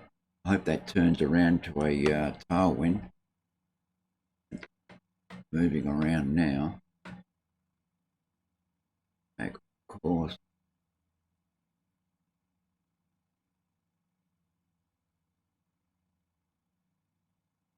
Exercising was, before his flights, he did a lot of exercising to get fit. A lot of swimming on the Californian beaches. And there's a picture of Kingsford Smith in his uniform with Alm, Litchfield and McWilliams after their flight from Sydney to England, which they did in a record time in the Fokker as well. Oops. And that's when he was in England doing his joy flights around England, one of the planes he had. I think they were DH6s or something, de Havilland 6s. And that's his application for a pilot's license. One when he's recovering from his shot off toes. They said he would never fly again. That's another one of him recuperating in the hospital. That's his trainer that he trained on, the Sopwith pup. And that's what they did all their training on. And his first solo flight, he took off and landed and did the circuit and everything. Quite easy. And there he is. That's a picture of Smithy in his little machine he used to have to fly around. The Southern Cross Junior, that was called. That's a picture of the Blackburn Kangaroo that he was going to fly in the 1919 air race. But it never happened. And that was used for submarine hunting. There's a good picture of the inside of the Southern Cross. And it shows that big fuel tank, big oval fuel tank at the back front there. And the induction compass there on the floor. And the radio equipment. And that's his map table down the front there, just near the fuselage, near the tank. They actually did have another 330-gallon tank that they could fit under here, but they never used it on any flights because they had the 107-gallon one and this big 800 one.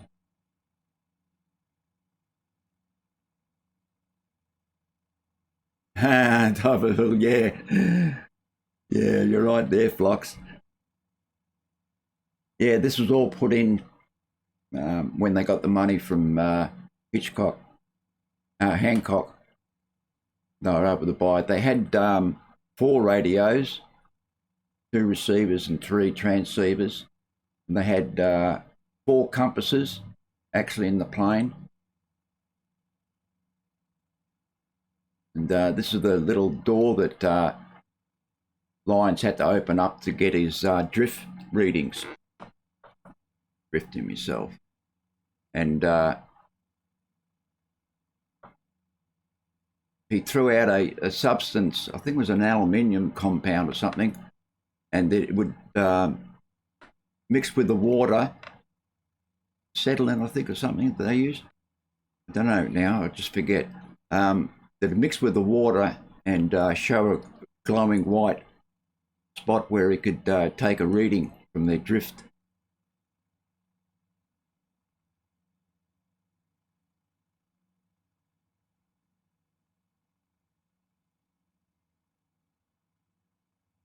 And this is the inside of the Southern Cross.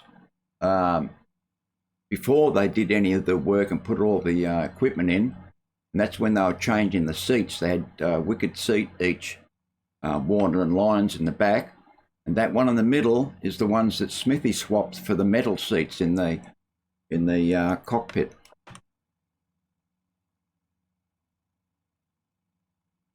So there was fairly basic, them sitting on there. Anything happened, quite often they'd bounce around there and had to stand up to hold on to the struts.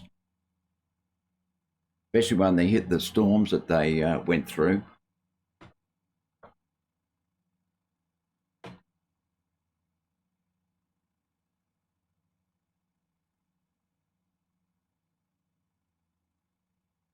This is an interior of the Paradise in 1927 that went across from Oakland to Honolulu for the US Navy that test out equipment on a plane. This is in 1927. That's the inside. And this often gets mistaken, and I made the mistake too, of being the inside of the Fokker. Somehow it's got into photographs of the Southern Cross saying that's the fuel tank, but it's not. It's the inside of the Paradise. Now there's the Southern Cross in Australia with the VH. That would be not after 1931, where it's got the stars on it, Southern Cross stars, and still got the wind generators there. You can just see under the motor there.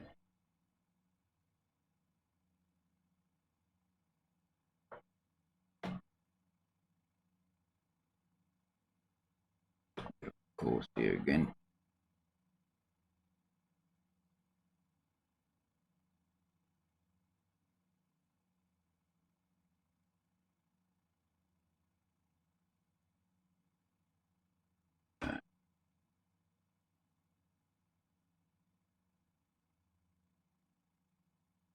That's the Blackburn Kangaroo that he was going to fly to Australia, but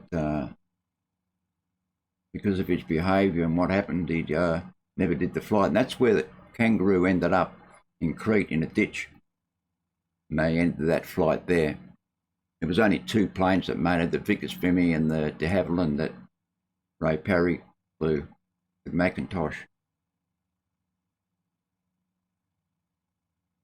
And that's Smithy and Universal Studios in America when he was a stuntman. That's him hanging from the plane there. And it took him a while to get up from that because of the slipstream, and he had to, really strain to get up and hang on to that wheel strut and get back up into the plane. Took a lot of effort. He said he never did it again after that. And that's when he was a crop duster and a scarecrow. He used to fly over the crops and scare off all the ducks and geese and birds and everything. And there are photographs of him, of those planes full of feathers and gore and everything, and him covered in feathers. I haven't found them yet. Oh, that's one of them, and Smithy at Brisbane. They first arrived. That's their two planes they used with aerial services. That was the first flight of a woman passenger from Perth to Sydney in about 1925, 26. And there he has been congratulated by the Mayor of Sydney after the flight.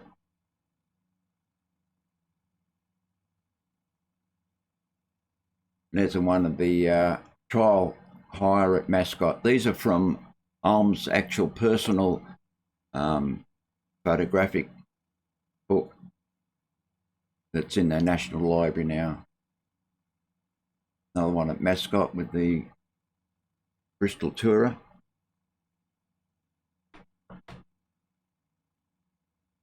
This is a car called the Southern Cross.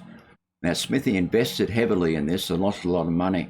It never eventuated. They only made 3 or 4 cars, I think, at the time. But yeah, that's the Southern Cross car that he lost a lot of money in that. That's probably the best book about Smithy, Ian McKersey. It's a very good researcher, a lot better than the other books that I've read on Smithy.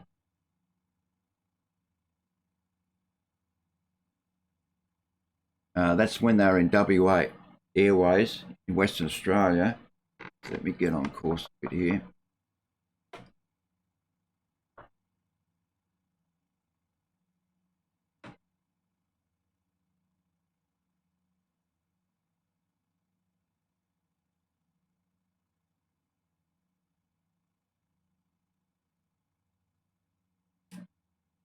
That's a picture of Norm Brealey, the owner of West Australian Airways.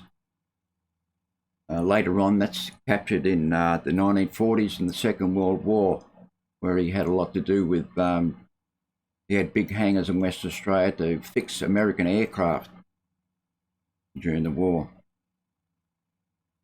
And that's at Maylands Airport. It's still there at the Swan River. And that was their headquarters first off.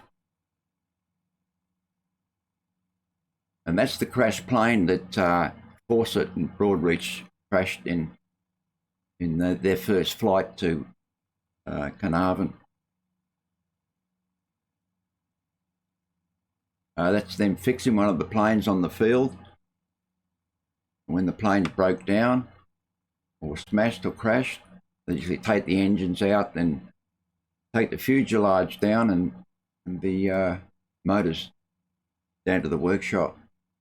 And that's Smithy in his younger days with Norm Brealey, about 1922, 23. Smithy on the airmail run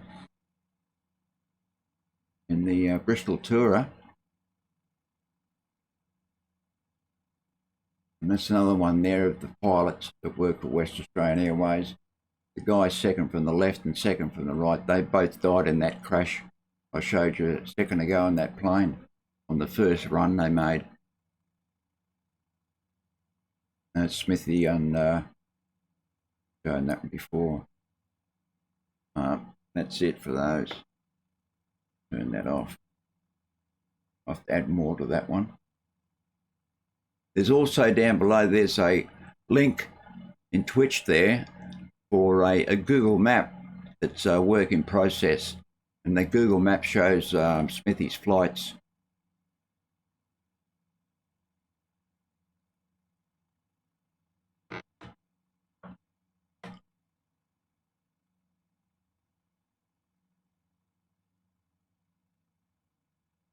And there's a map of the world of Smithy's flights. The first one he made around Australia, 1927.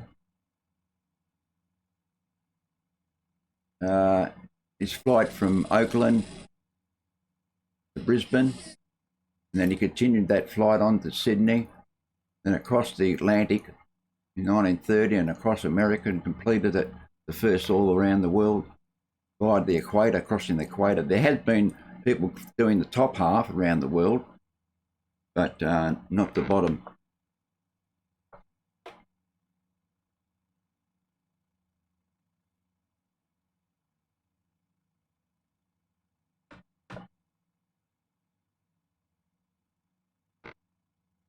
And then he made the trip over the Tasman twice. Did a first run from Point Cook to Perth, non-stop flight. Come on.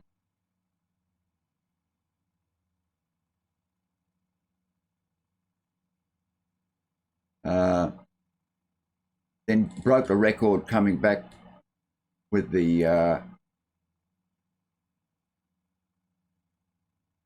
his Lockheed Altair Air. Then he took the Lockheed Altair Air from Brisbane, Fiji to Honolulu to Oakland and broke the record as well. That was 1934, that one.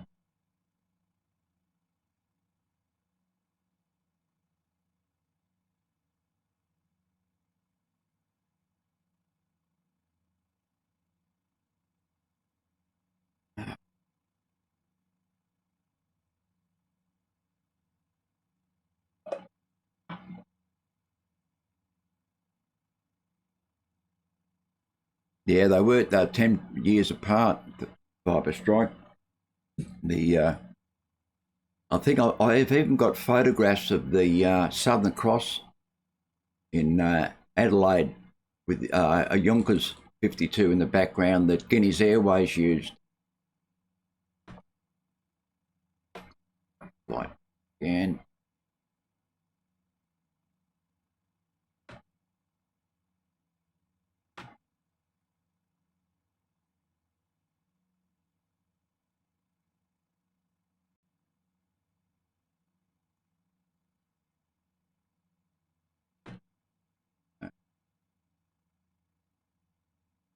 Yeah, that would have been. I'll have to put it up and show it. It's a pretty good photograph. I might even have it in my Discord channel. There's a lot of photographs there that I've put in the last couple of weeks of.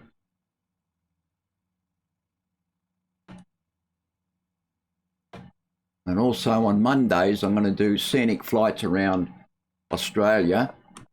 And remember that place we went to, Phlox, with the Lees Creek and the big mine, and then we saw those contrails on the ground? Well, I'll be doing that area, the Flinders Ranges, from Wilpena Pound up to League Creek, then from League Creek over the other part of the Flinders Ranges.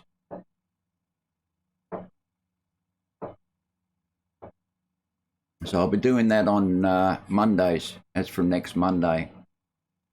I'll probably be flying the Islander, something that's reasonably fast, and it'll probably be about an hour and a half flight.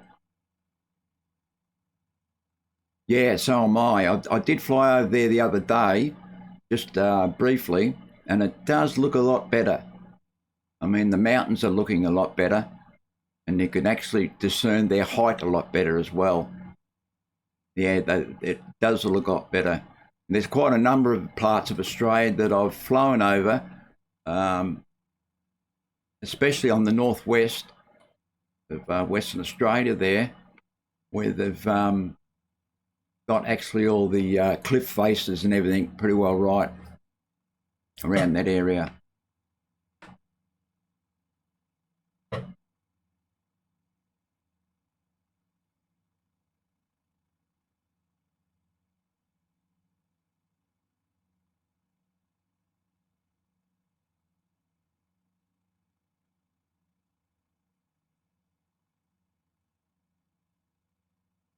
Wonder how we're going with fuel at the moment.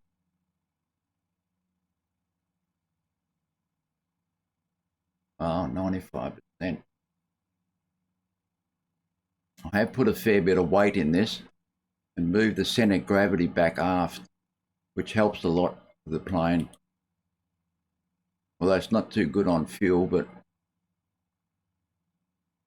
and speed, but at any rate. This is a great add-on that I've got. There's this two-tone Murphy's panel. Awesome stuff. Yeah, really helpful stuff. A really great add-on this is for anyone that hasn't got it yet.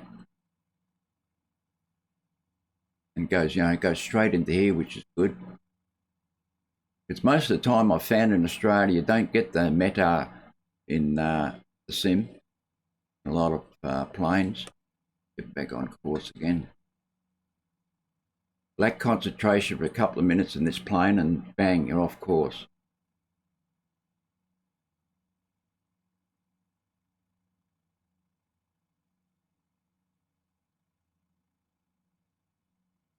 Oh.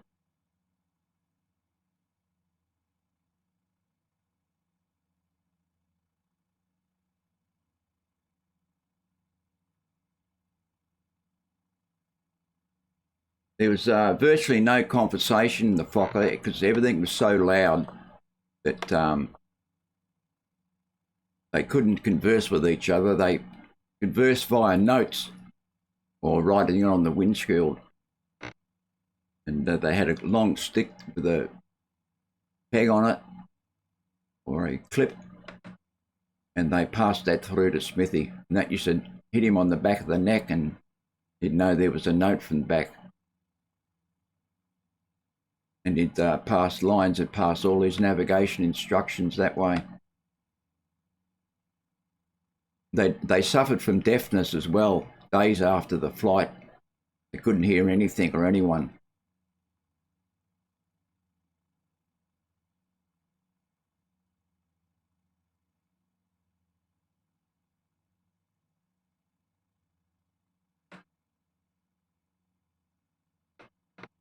Well, that wind is coming around now. It won't be long before we'll have a nice tailwind by the looks of it. Coming around at 2.8 now. That's pretty good. It's only a 4-knot wind, but it'll help us a bit. We're travelling at 129 knots, which is probably a bit fast for the Fokker.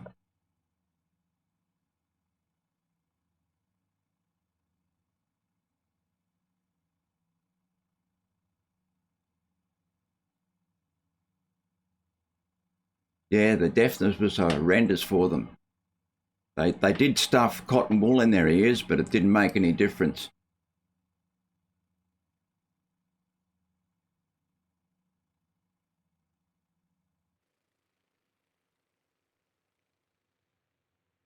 Oh, there's flocks behind me. I didn't know you were behind me, mate. G'day, mate. Oh, he's in the Fokker too. Awesome. How you liking it? Are you in the retrofit, which is a lot more suited for this? And you see these big wings here. Inside here, they had tools to be able to take this off here and use this as a raft. And they had all their supplies in there and the emergency stuff and everything. Oh, that's good, mate. I'm glad you're enjoying it. As I say, when you're landing this plane, all you've got to do is just really let it go down the runway until it runs out of steam. Then very gently put the brakes on and hold your yoke right back. It should slow down all right. But the actual Fokker never had brakes on it. He used to bring it down the runway, hit the rudder and swing around and loop it. I must be going down a bit. I'm doing 127, yeah. I'm at 3,000 here. I've got to get back up a bit. That's better.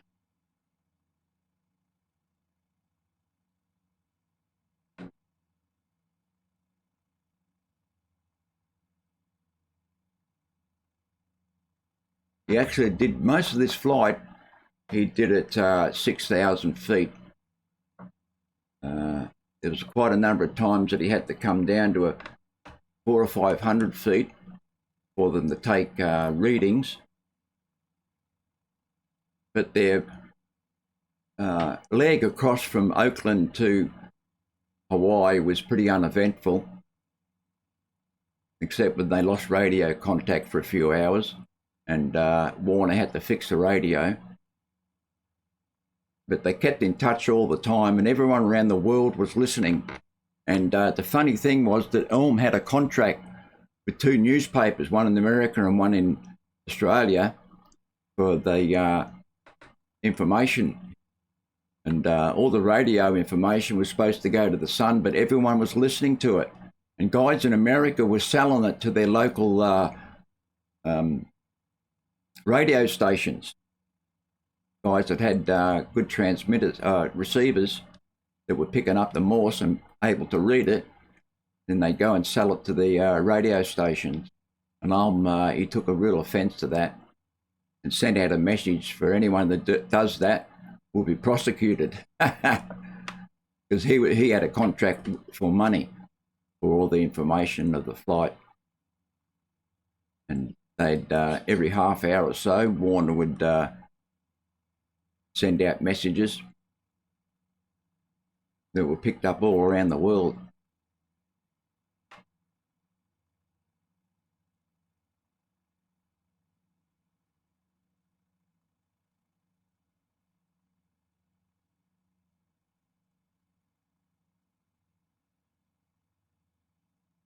I've never seen this before. I've got my name, Rolly Mel, there. If you enjoyed this contest, press the follow button. Thanks. I don't remember doing that. And nor the Flying Doctor one. That must come up automatically, I suppose.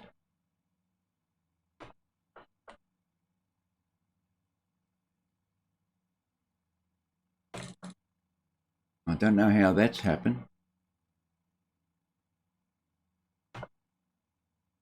Get back on course here a bit. Oh, I'm going to have to stand up and do a bit of exercise here.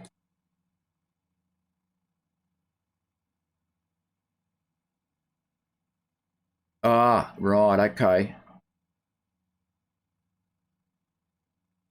Yeah, hey, that's an idea, Fox. Yeah. That's a brilliant idea.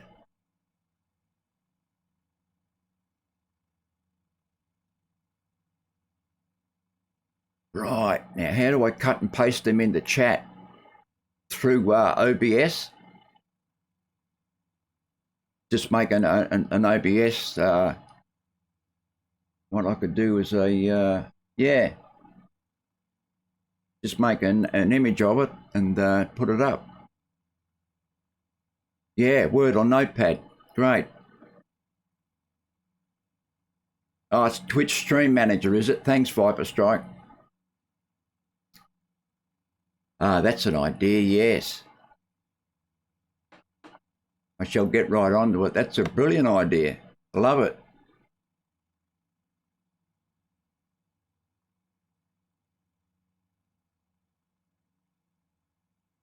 With that little nav map, it would be very, very hard to do this flight.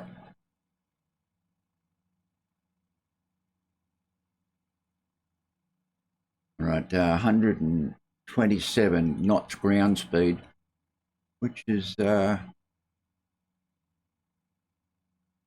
me take this out and have a look at that.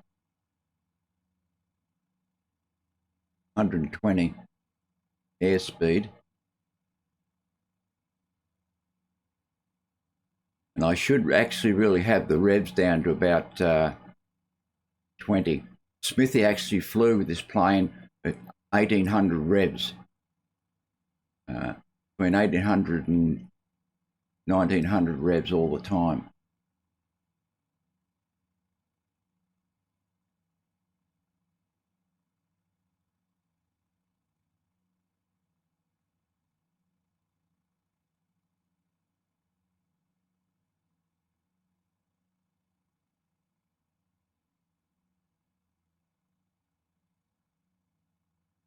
Oops. Back here.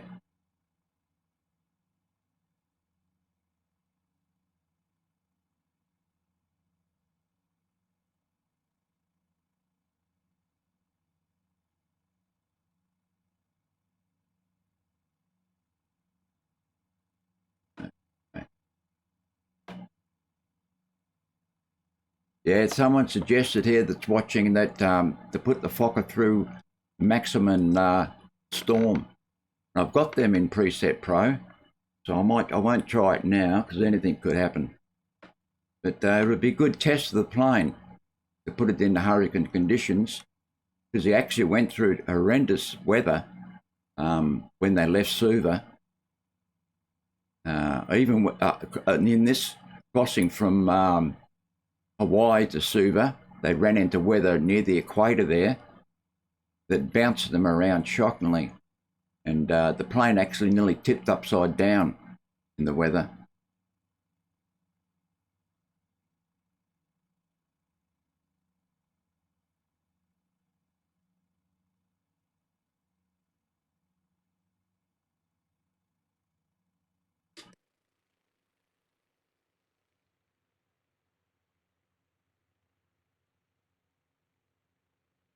Yeah, there's something about sea crossings. The sea is nice and smooth there. There's only a 4-knot tailwind now, so that wind's swung right around now to 420. So, 4.2. So we've got a nice 4-knot tailwind now. In here they had a compartment where they had actually a small desalinator that they could use in case they came down. They had transmitter in there with a gas-fired balloon that they could fill it up with gas and send the balloon up for with a 200-foot aerial.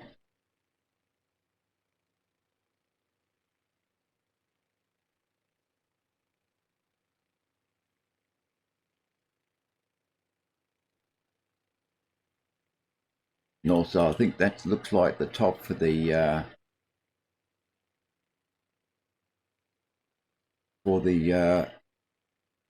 inductor magnetic compass they had.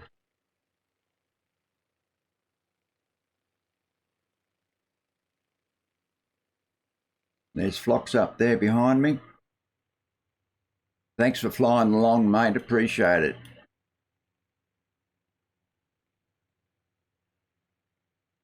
Do you know what ground speed you're doing at the moment, Phlox? I'm doing 126. Pro Magnum, how are you, mate? Glad you're back.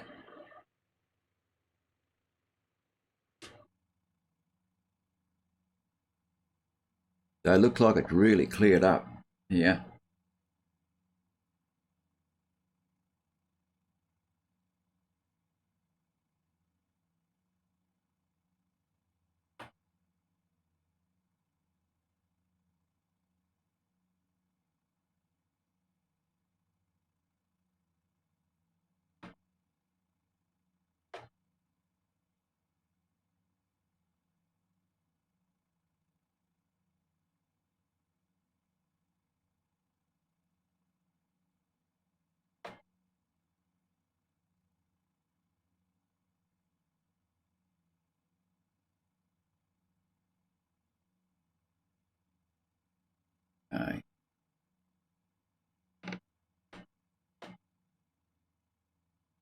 Yep, seems to steady out now.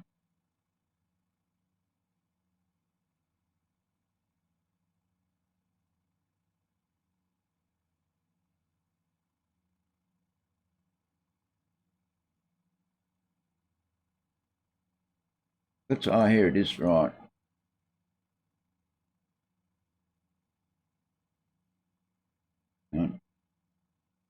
There's some stuff about Qantas here. That's one of their sign places they had placed outside the hangars. There's Fish, Hudson Fish. He was involved in the 1990 air race. He actually tried to make a landing strips. He made the Darwin landing strips, but not the other ones. That was left up to Wrigley and Wright. But there he is greeting Ross Smith on his flight from England.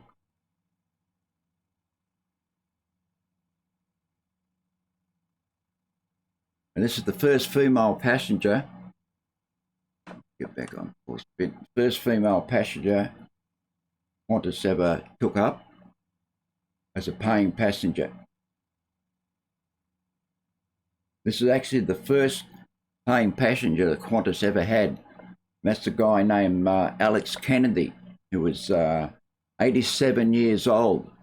So be back on course here a bit. Yeah, 87 years old he was, Alex Kennedy, and he was the first ever Qantas passenger.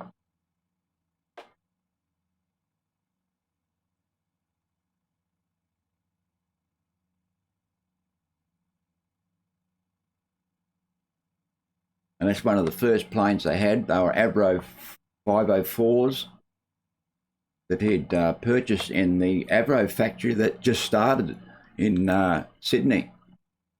They made planes there under license from Avro.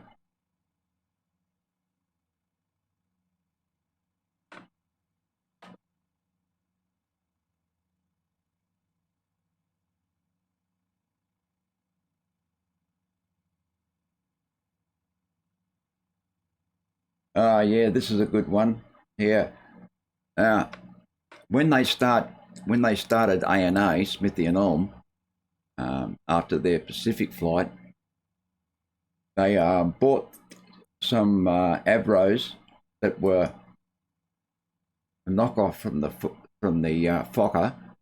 They were built by Avro under license from Fokker, and this is actually one of their planes, the Southern Cloud, that came down with Ulm inside as a pilot in New South Wales. And they had to get in contact with Smithy, and he flew up in one of his small planes to help him out. And what they did, they tied the tail to a tree, hopped in and gunned the motors, and there was an axeman ready there with an axe to chop the rope, so the rope would slip out and not, hang on to the plane, and he'd be able to take off. And that's one of the Avros that was built. Avro 10s, they called them. Now this is the landing, this is the takeoff, well, where he landed actually, and they just turned the plane round and had the tail strapped to one of these trees.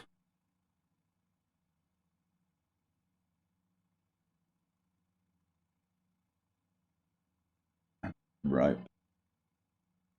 That's inside one of the Southern Clouds. They had 4 of them.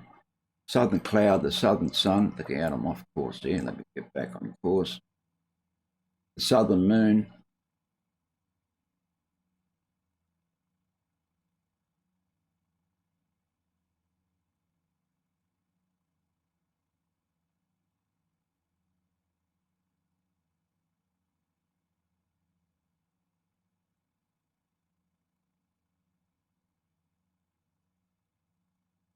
And now I thought I had one of him taken off, but doesn't look like it.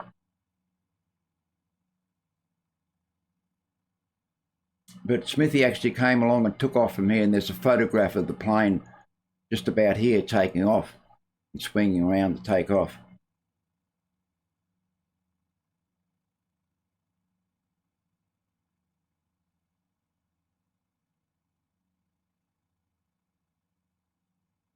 No, I haven't got it here, I'm afraid.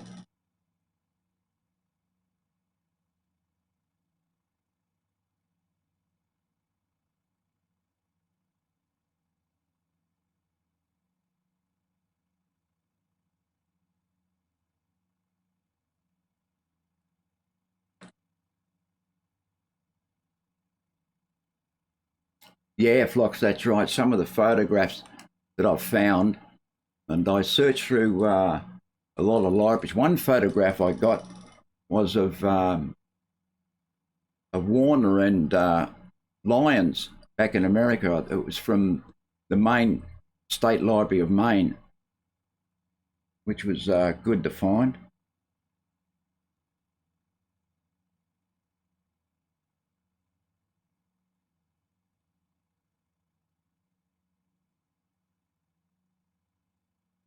Heard that.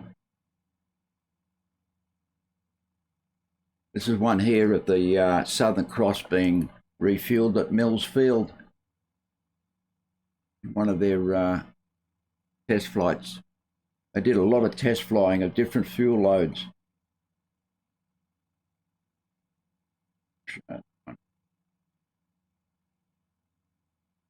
Not fun.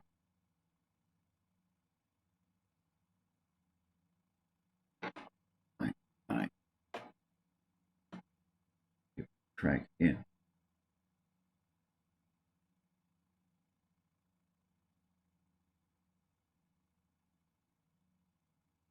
There's the crowd at Mascot. They reckon there was 300 plus thousand people that greeted Smithy when he flew into Sydney. They thought all of Sydney was out there to see him.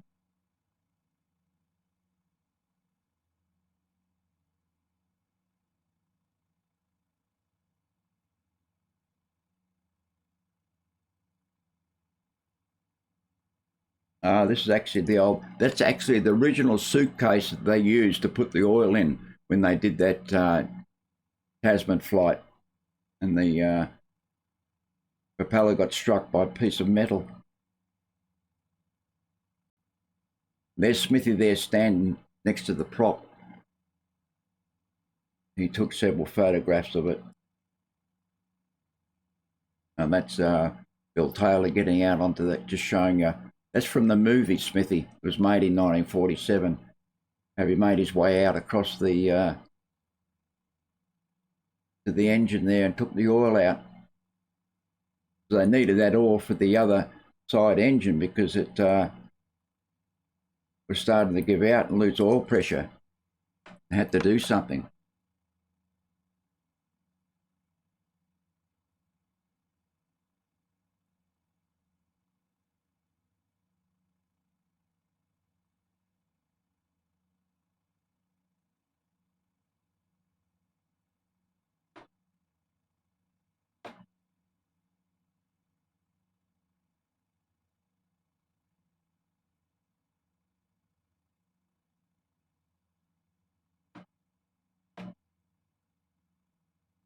Okay, straightened out again.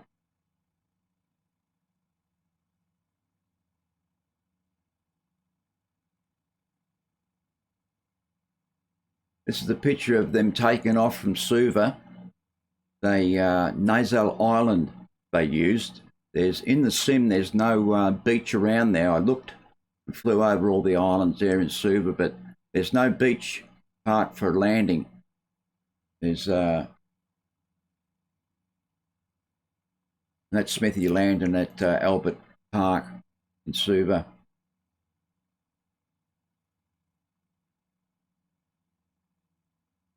You can see all the trees around there and how close he was, trees and everything. This is a picture of them when they took off at night, just before dawn on the beach at Narsley Island in Suva. And then they just start up the engine. A great photograph, that one.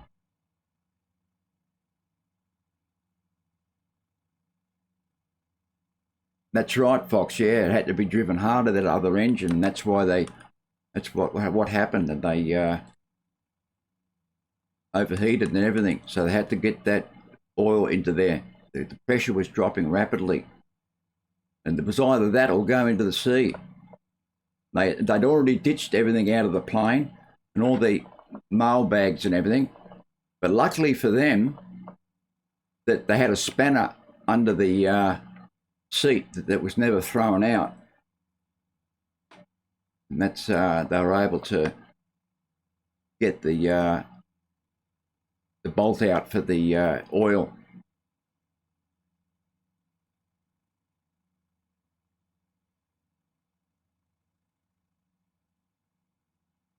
This is the flight path that Smithy took across the Pacific. There he's landed at Wheeler Field, then over the Barking Sands, down to Fiji, landing at Albert Park, taking off from the beach, then landing at Brisbane. All right, let me get back on course here.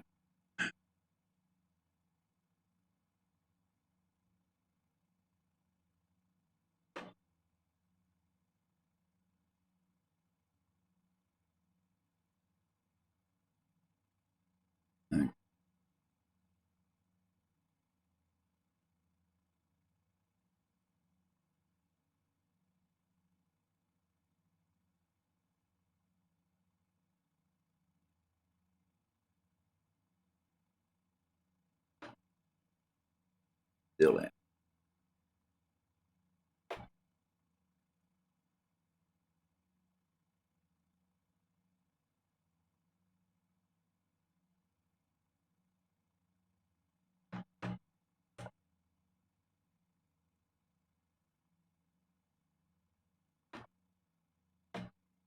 Okay. Too high.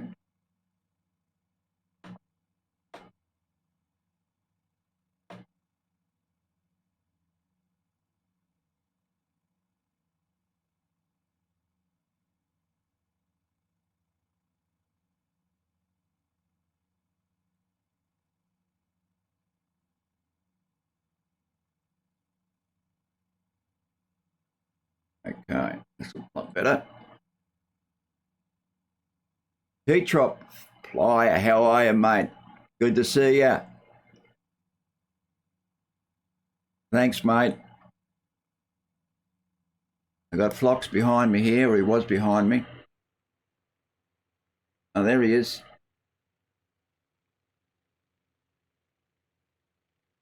Yeah, it's a pity there's not much to see across the Pacific, but I'll have some more photographs. I just haven't got enough. I've been through all the photographs, but I have got a lot more, and I'll make another slideshow of the of his flights.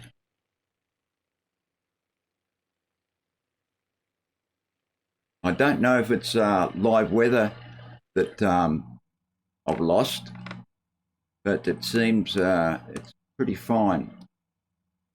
I don't know what the weather's like in California at the moment, but I hope it's live weather's come on.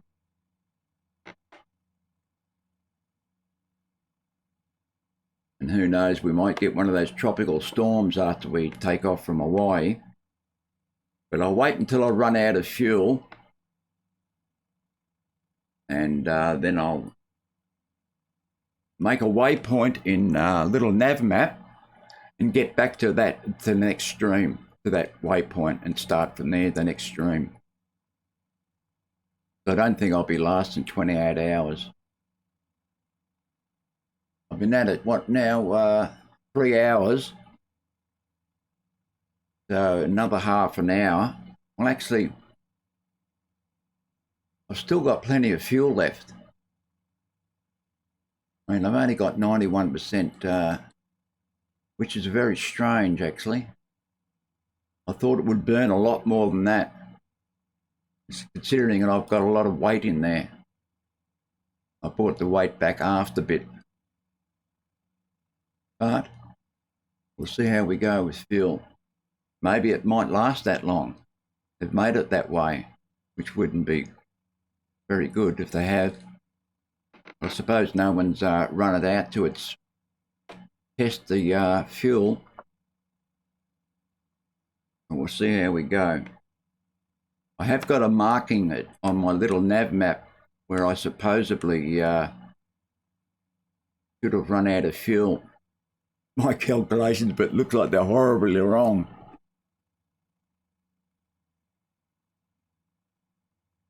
Okay, we've got enough height now.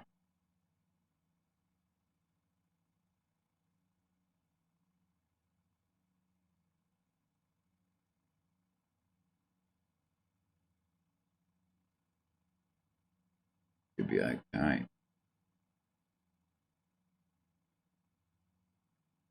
About there.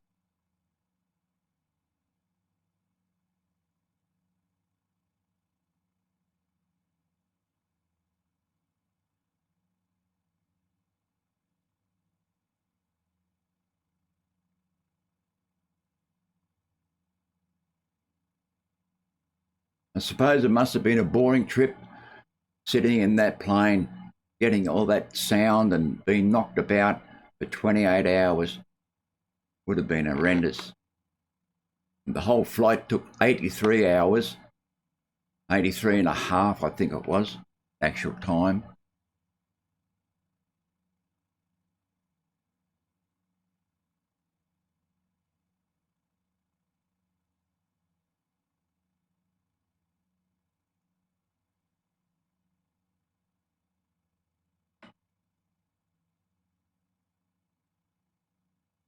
I mean, once you get it trimmed out,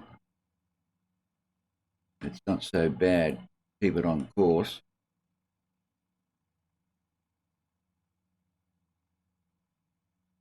But I hope that they bring out different liveries. Would be good. Bring out the whole three of them. The American registration of 1985, the first Australian registration with the G, and then the Australian registration with the VH in 1931. This is actually the 1931 version. And they most certainly haven't got the fuel in it that made the trip. Although it says that these J5 Whirlwinds produce 200 horsepower at 2,000 revs and burnt 11 gallons per hour each. Whether that is the correct one, I haven't worked out.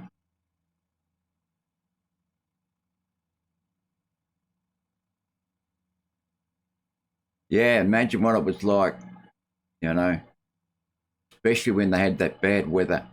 3 times they struck bad weather from the equator, which they were coming from Hawaii to Fiji.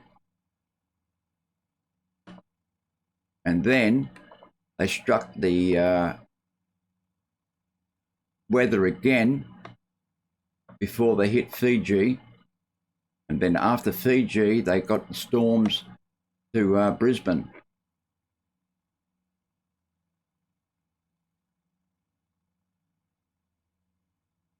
Oh, would it come too high here? You go down a bit, straighten up.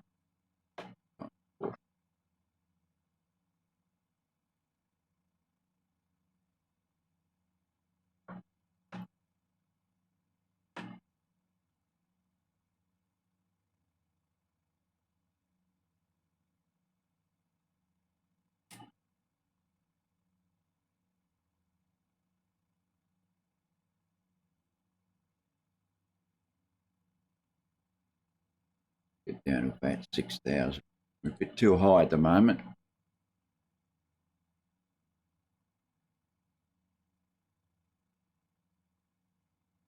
I suppose it wasn't so bad for Kingsford Smith flying over the water because, you know, he had to concentrate on the flying the plane while Alm did all the calculations. And they, on the way to Suva from Hawaii, they petrol tank gauge got broken and it wasn't showing the right gallons in the tank. And they thought they only had a certain amount of fuel left, which was 5 hours.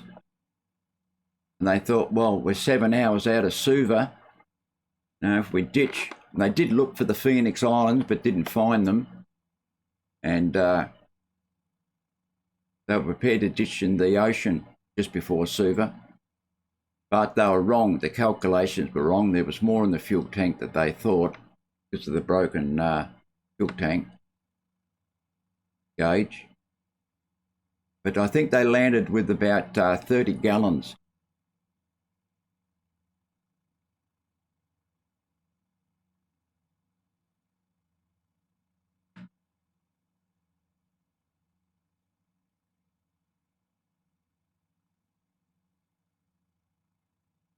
Yeah, Flocks, they had all the safety equipment in there, transmitting radio, all packed up watertight. Everything was packed up to be watertight. And they had food. They had an aerial for the radio that was gas-fired with a balloon. They'd fill it up with the gas with a 200-foot aerial. And they had all sorts of emergency stuff there. They actually had a small desalinator for the water. They did carry a bit of water, but not a lot. There was a lot of weight. So they decided to put a miniature desalinator in there to get them enough water in case they had to ditch. And they could actually take the wing off to make it it was all sealed up. He made sure of that in his modifications. And that was going to be a raft in case they had to ditch. They had the tools there to take it off, the engines and the mountings. And they had a special dump valve on the fuel that he could open up and dump all the fuel out, so when they landed on the water, they'd float. So he's well prepared for that.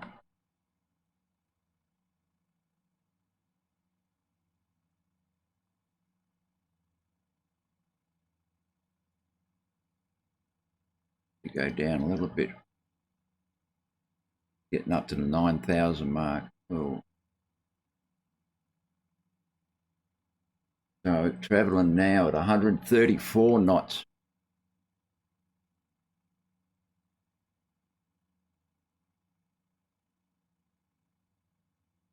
So the only thing I've brought back is the mixture, but I don't know if that's actually working. There's no mixer control in the plane.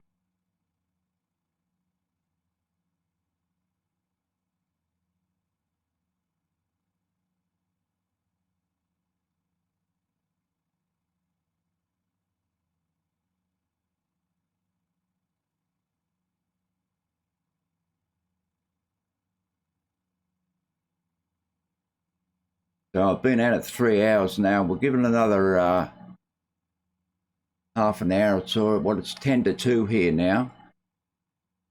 I think that clock's a bit wrong. I think it's about 2 o'clock. So I might give it another half an hour or an hour, and I'll make a save point and little nav map.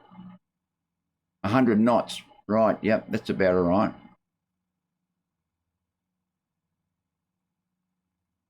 Yeah, because I'm doing 130, mate.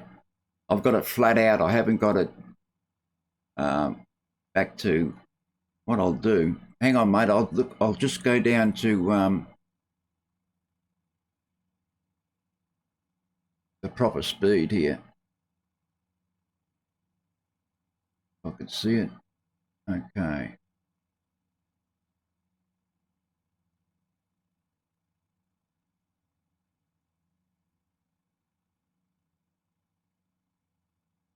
So I'll go down to 20, 2,000 revs. Okay, and I'll keep it on that. See how we go. Let me get back on course.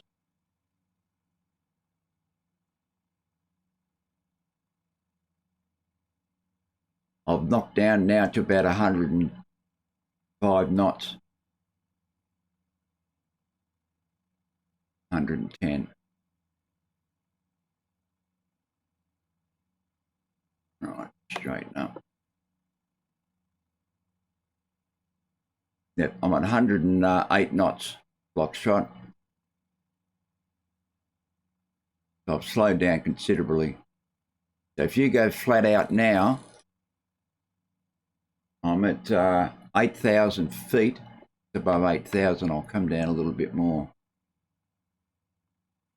Come down to 6,000.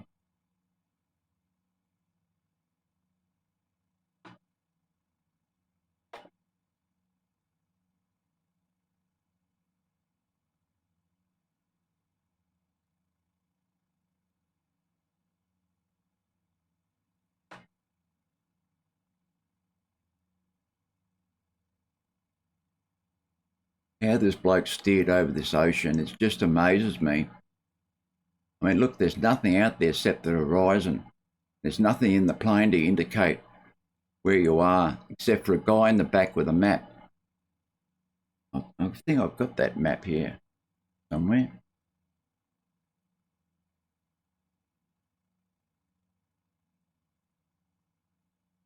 Yeah, here it is here. Here's Lion's actual chart from Oakland, California to Hawaii. That's the actual chart that he used.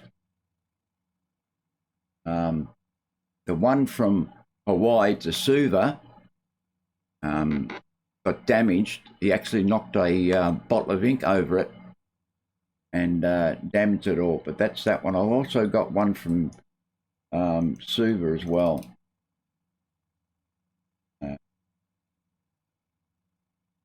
Where are we? Hang on, let me see them up. Go over there a bit. There it is. And that's the one from Suva to Brisbane. What he used past New Caledonia there, the tip there.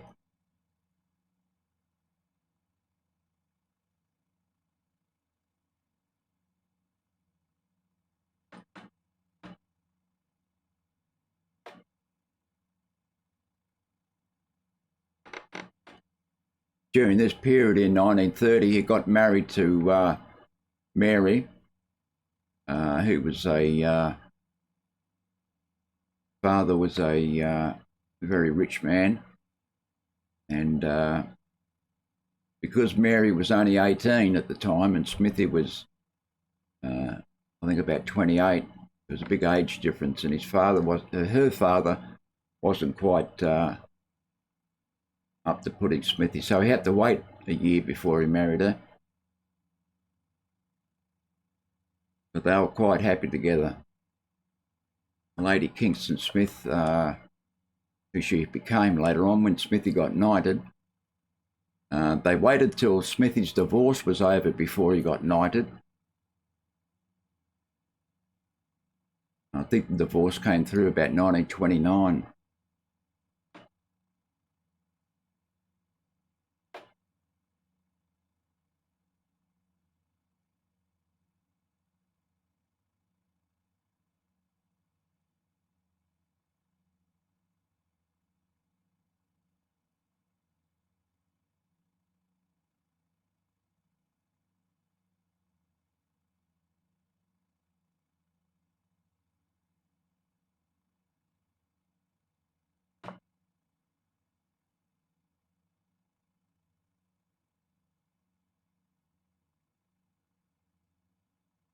That wind has changed around now, so we're getting it from the left hand now. What is it, a 116? Probably why it's moving me around there, blowing me over there. I think this thing would have been like a big wind sail with that big wing on it. It's absolutely a roof big, that. You know, and it's just a great huge wing with a couple of motors on it with a fuselage. And that wing is absolutely monstrous. I think it was 72 feet, the wing. Something like that.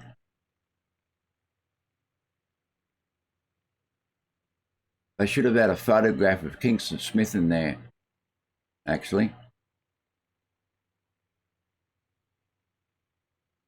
Would have been a lot better. There's Flock still sticking in there. Should be catching up a bit now by the look of it. Yeah, there you are.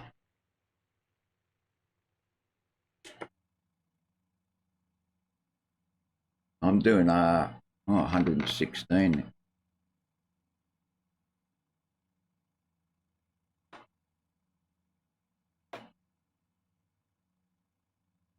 So difficult to keep it on course unless you concentrate very hard.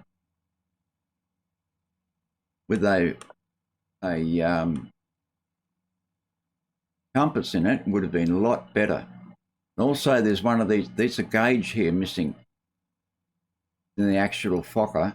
There's another gauge there. I think I'll find it somewhere.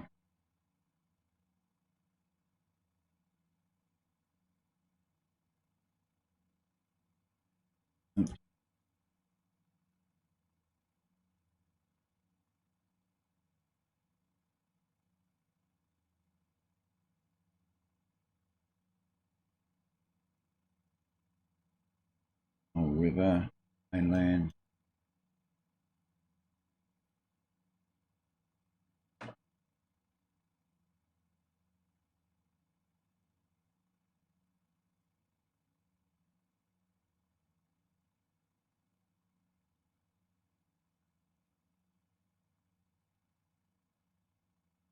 Yeah, this way a bit more.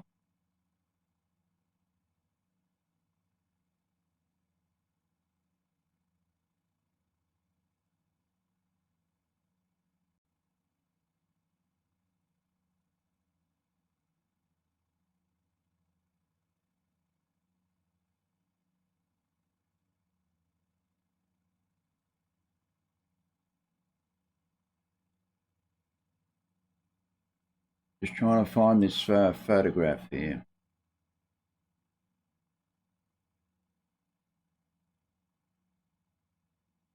I'll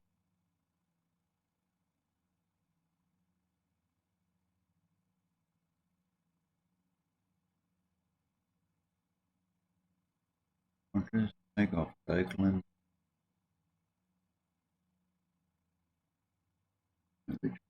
Whoops. Yeah, well, concentrating on there. Let me get back on course.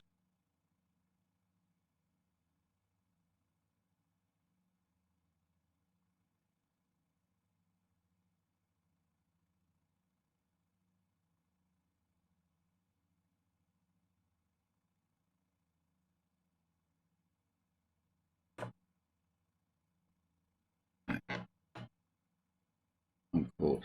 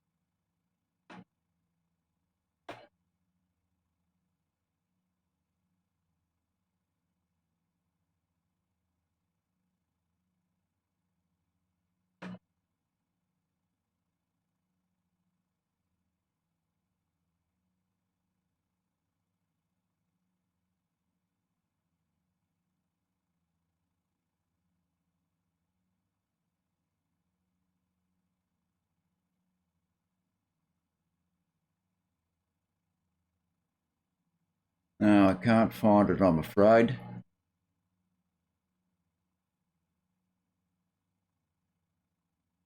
Anyway, see if I can find it next time.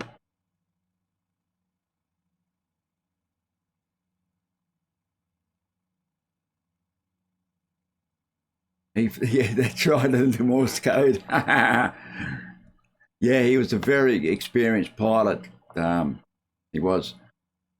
George Pond, who was the actual guy that took the plane from Seattle to California to LA for the rest of its modifications, and then flew up to Mills Field. Smithy took lessons from him. He was a Navy pilot that flew the Fokkers all the time. So he had a lot of experience with them. And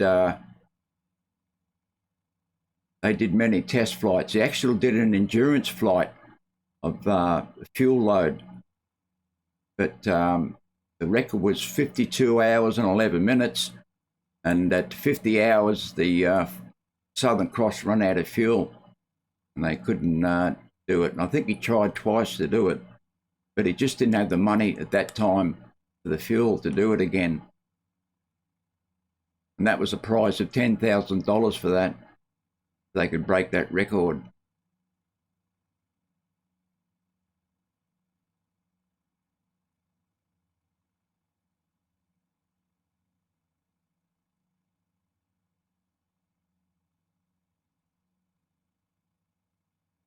Okay, it seems to settle down until the next gust of wind.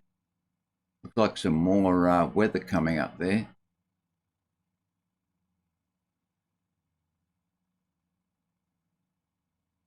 All right, I'll check the Discord later, mate.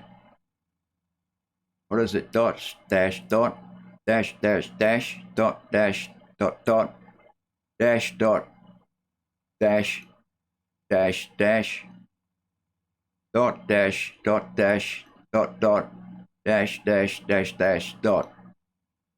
Okay.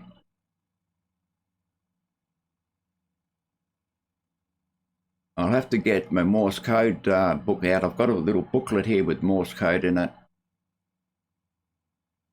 I'll have to brush up on my Morse code.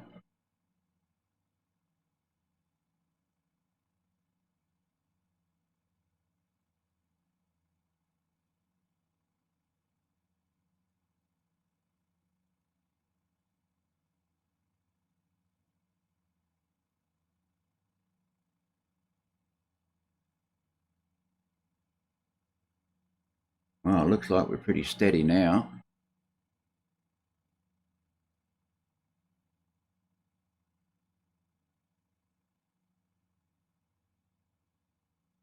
I'll be back in a sec. I'm just going to get some more coffee. I'll have to get my daughter to come and get it for me. I won't be able to leave this plane on automatic pilot.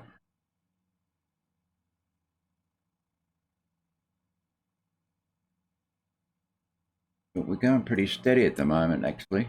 I'm glad my microphone's working good. This new Yeti, it's a beauty. My other microphone just didn't pick up. I mean, I've got it about 2 foot away from me, sitting on my desk there. I'm glad it sounds good, a lot better than the last stream I did.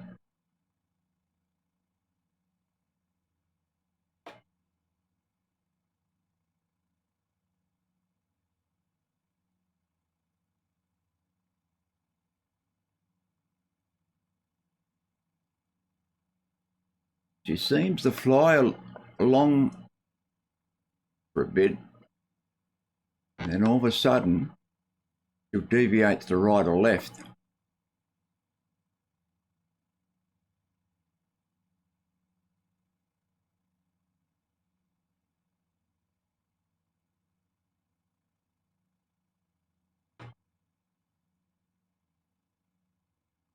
We've got a 10-knot wind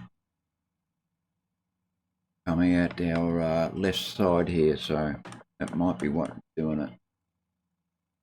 If it's simulated in the sim.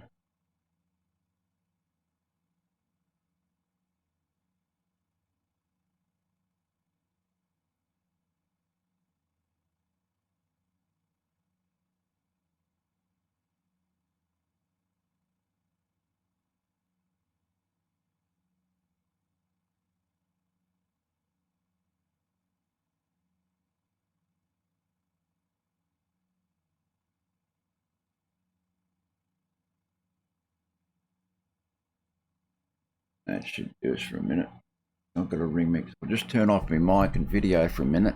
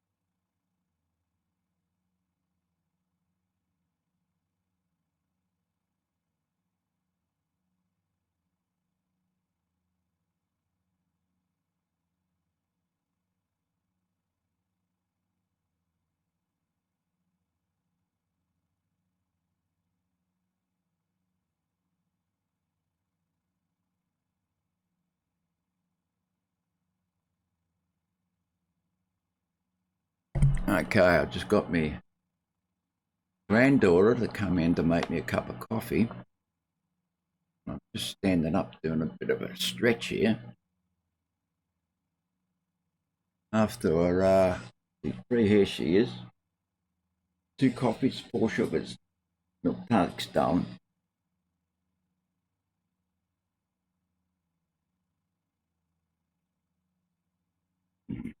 Good to have granddaughters. Grandkids are great.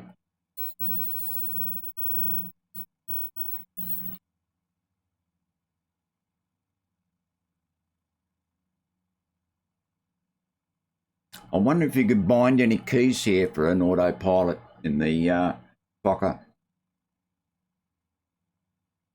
That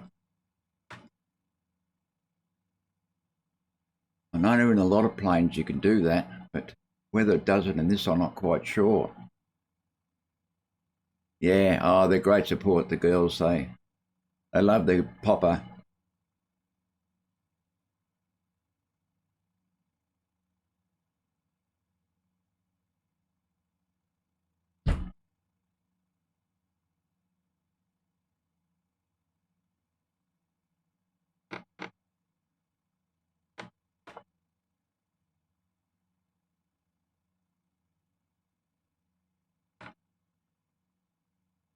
She loves making me cups of tea and cups of coffee. She's got her chores to do. She goes down and feeds the chooks and gives them water, hangs out the washing for mum, does the dishes. She's a pretty good girl, being 12 years old. Their mother's got them well trained, I'll tell you.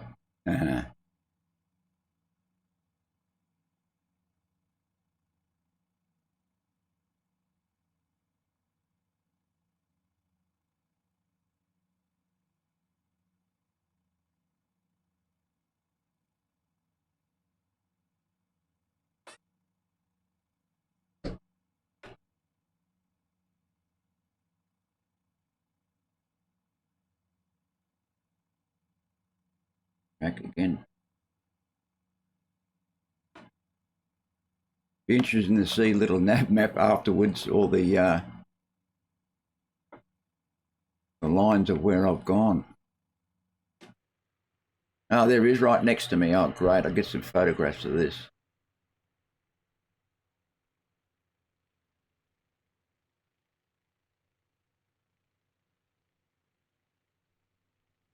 Oh, that's awesome. That looks great, Phlox. Great flying, mate. It's a difficult plane to fly, I know.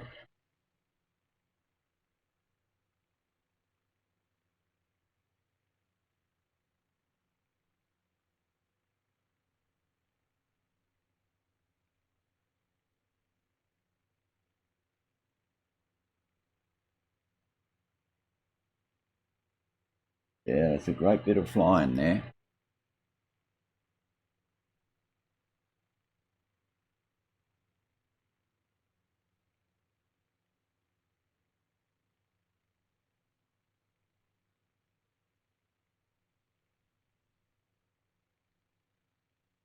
It's very touchy on the yoke, isn't it? Got to just so hard to keep it steady.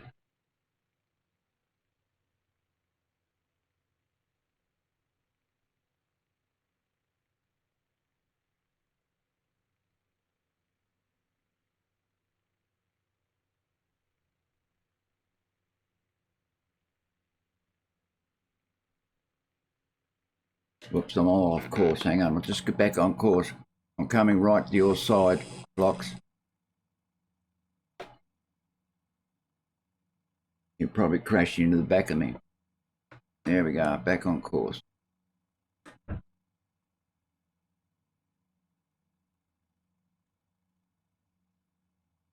So she's pretty steady now.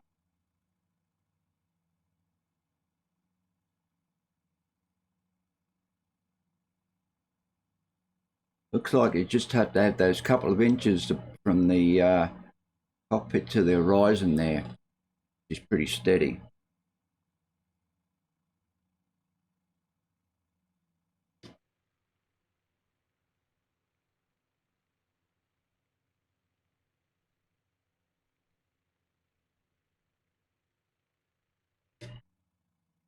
They went on for years and years for service, these Fokkers and the Avros 10s that were licensed for them. They were a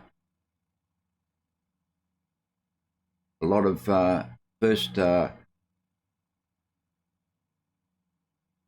on, let's get this right.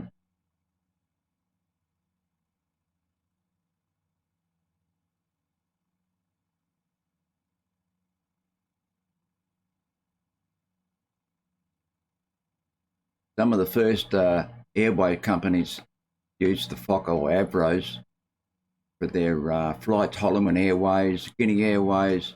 I think Reg Ansett had a Fokker or an Avro that he bought for his first flights from Hamilton to Melbourne.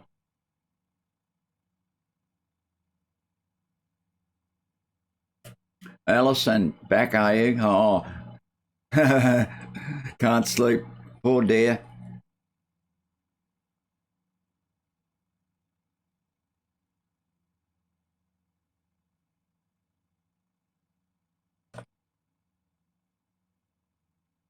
Alison, are you going to fly the Fokker Friendship and any of that Amelia Earhart across the Atlantic?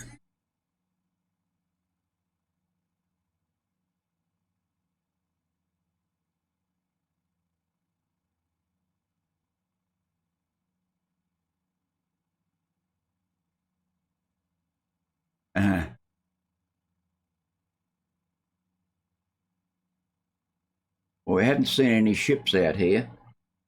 They did get in contact across this leg for two ships that are able to get a reading off. And one of them had a directional finder in it, gave them exact reading. They were a bit off course when they first came into Hawaii. Ah, thanks, darling. Beautiful.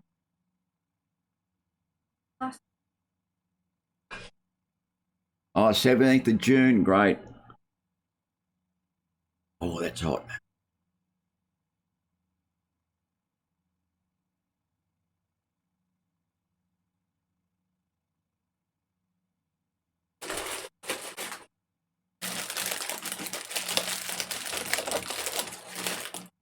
I'm just getting some biscuits out to have with a coffee.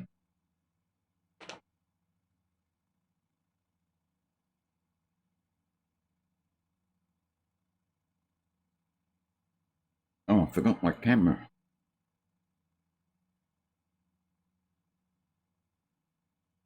Oh yeah, that's better.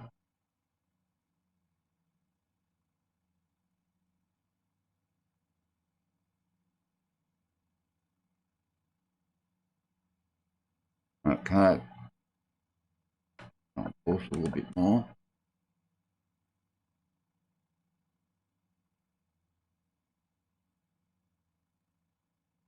Okay, we're down to about 7,000. Let's get down to 6. I must do some experiments with this mixture control. I'm not quite sure it works in the Fokker.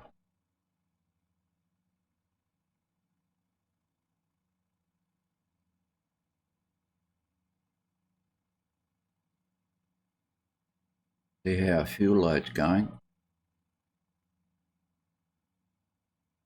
Well, still on 90% fuel.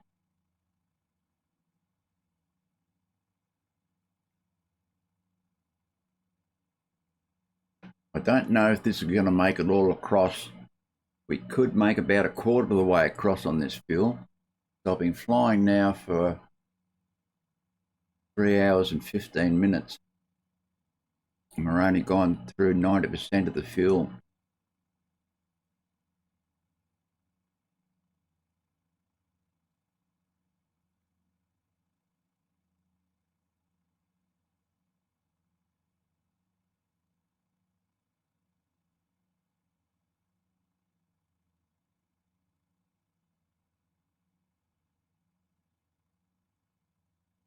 Oh, you're going to take the day off work to start the flight? Wow. 17th of June. I'll have to put that down on my calendar for sure.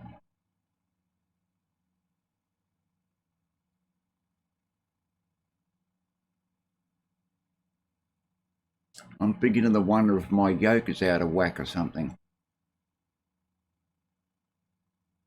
Keeps going over to the...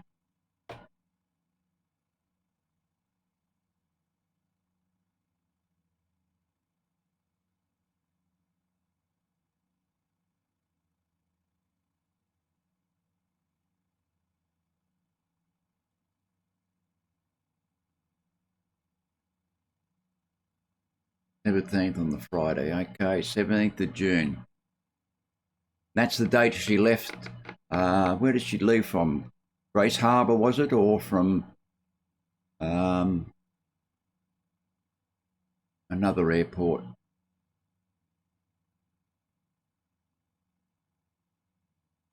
Right, so it must be something in the plane. Okay, yep. That's what I'm doing. Yep, you're right there, Flox. I keep after correcting it.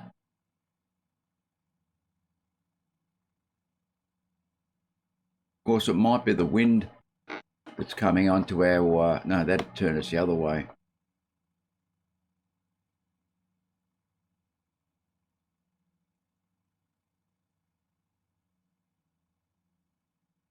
Well, I'm at the first waypoint just about that I marked on little nav map. Just check little nav map to see how far we've come, actually.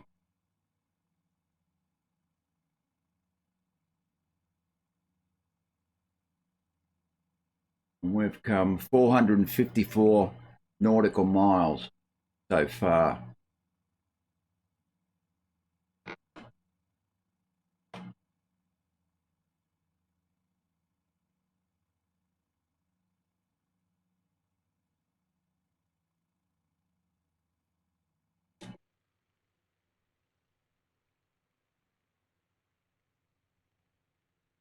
Wow, it's a huge expansion of water. Of course, the Doll Air Race happened in I think it's 1928, the Doll Air Race, and there was 4 lives lost in that. So, and that's when the Australian government said, "Come back home. We're not going to give you the money for the flight," and everyone was against it.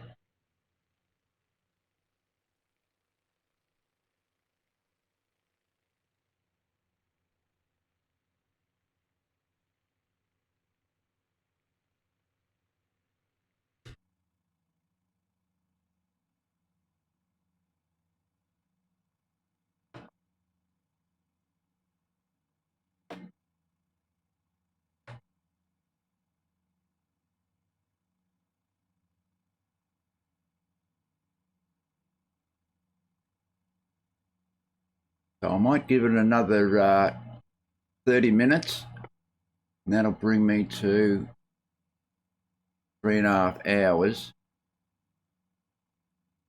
I might call it a day then. I'll mark it on a little nav map. Waypoint. And then I'll get back onto that waypoint on the next flight. So it's probably going to take 2 or 3 legs to do just this one leg of Oakland to Wheelers Field.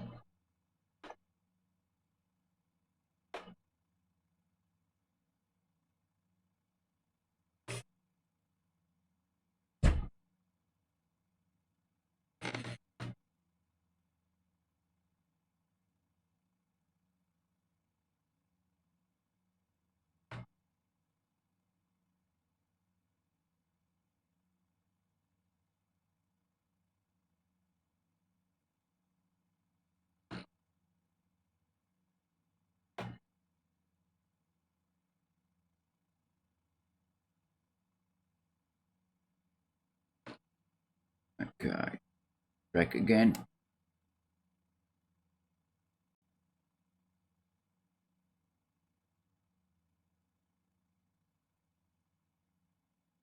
It was about this time, I think, after about 450 miles that they had to come down low to get a reading off the sun.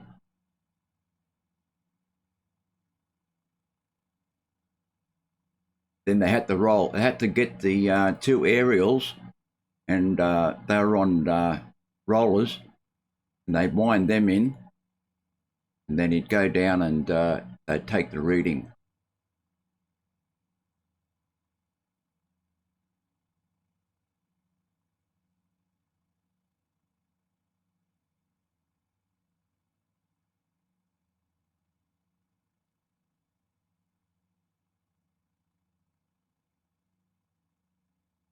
Going off to bed, not Viper. Okay, mate. We'll catch you soon. Your next flight, I think it's on tomorrow, isn't it?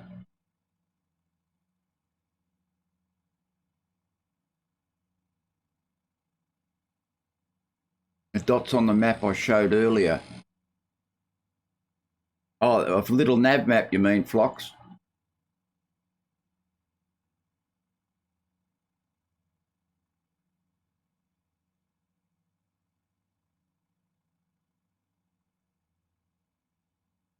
Yeah, that's right. Yeah, it's marked in that map of where they went down and took their readings.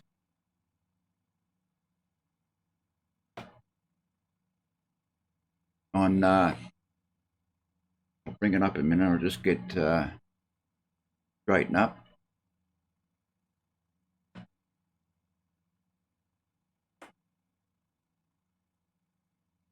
Get that show you again. Whoops, wrong one.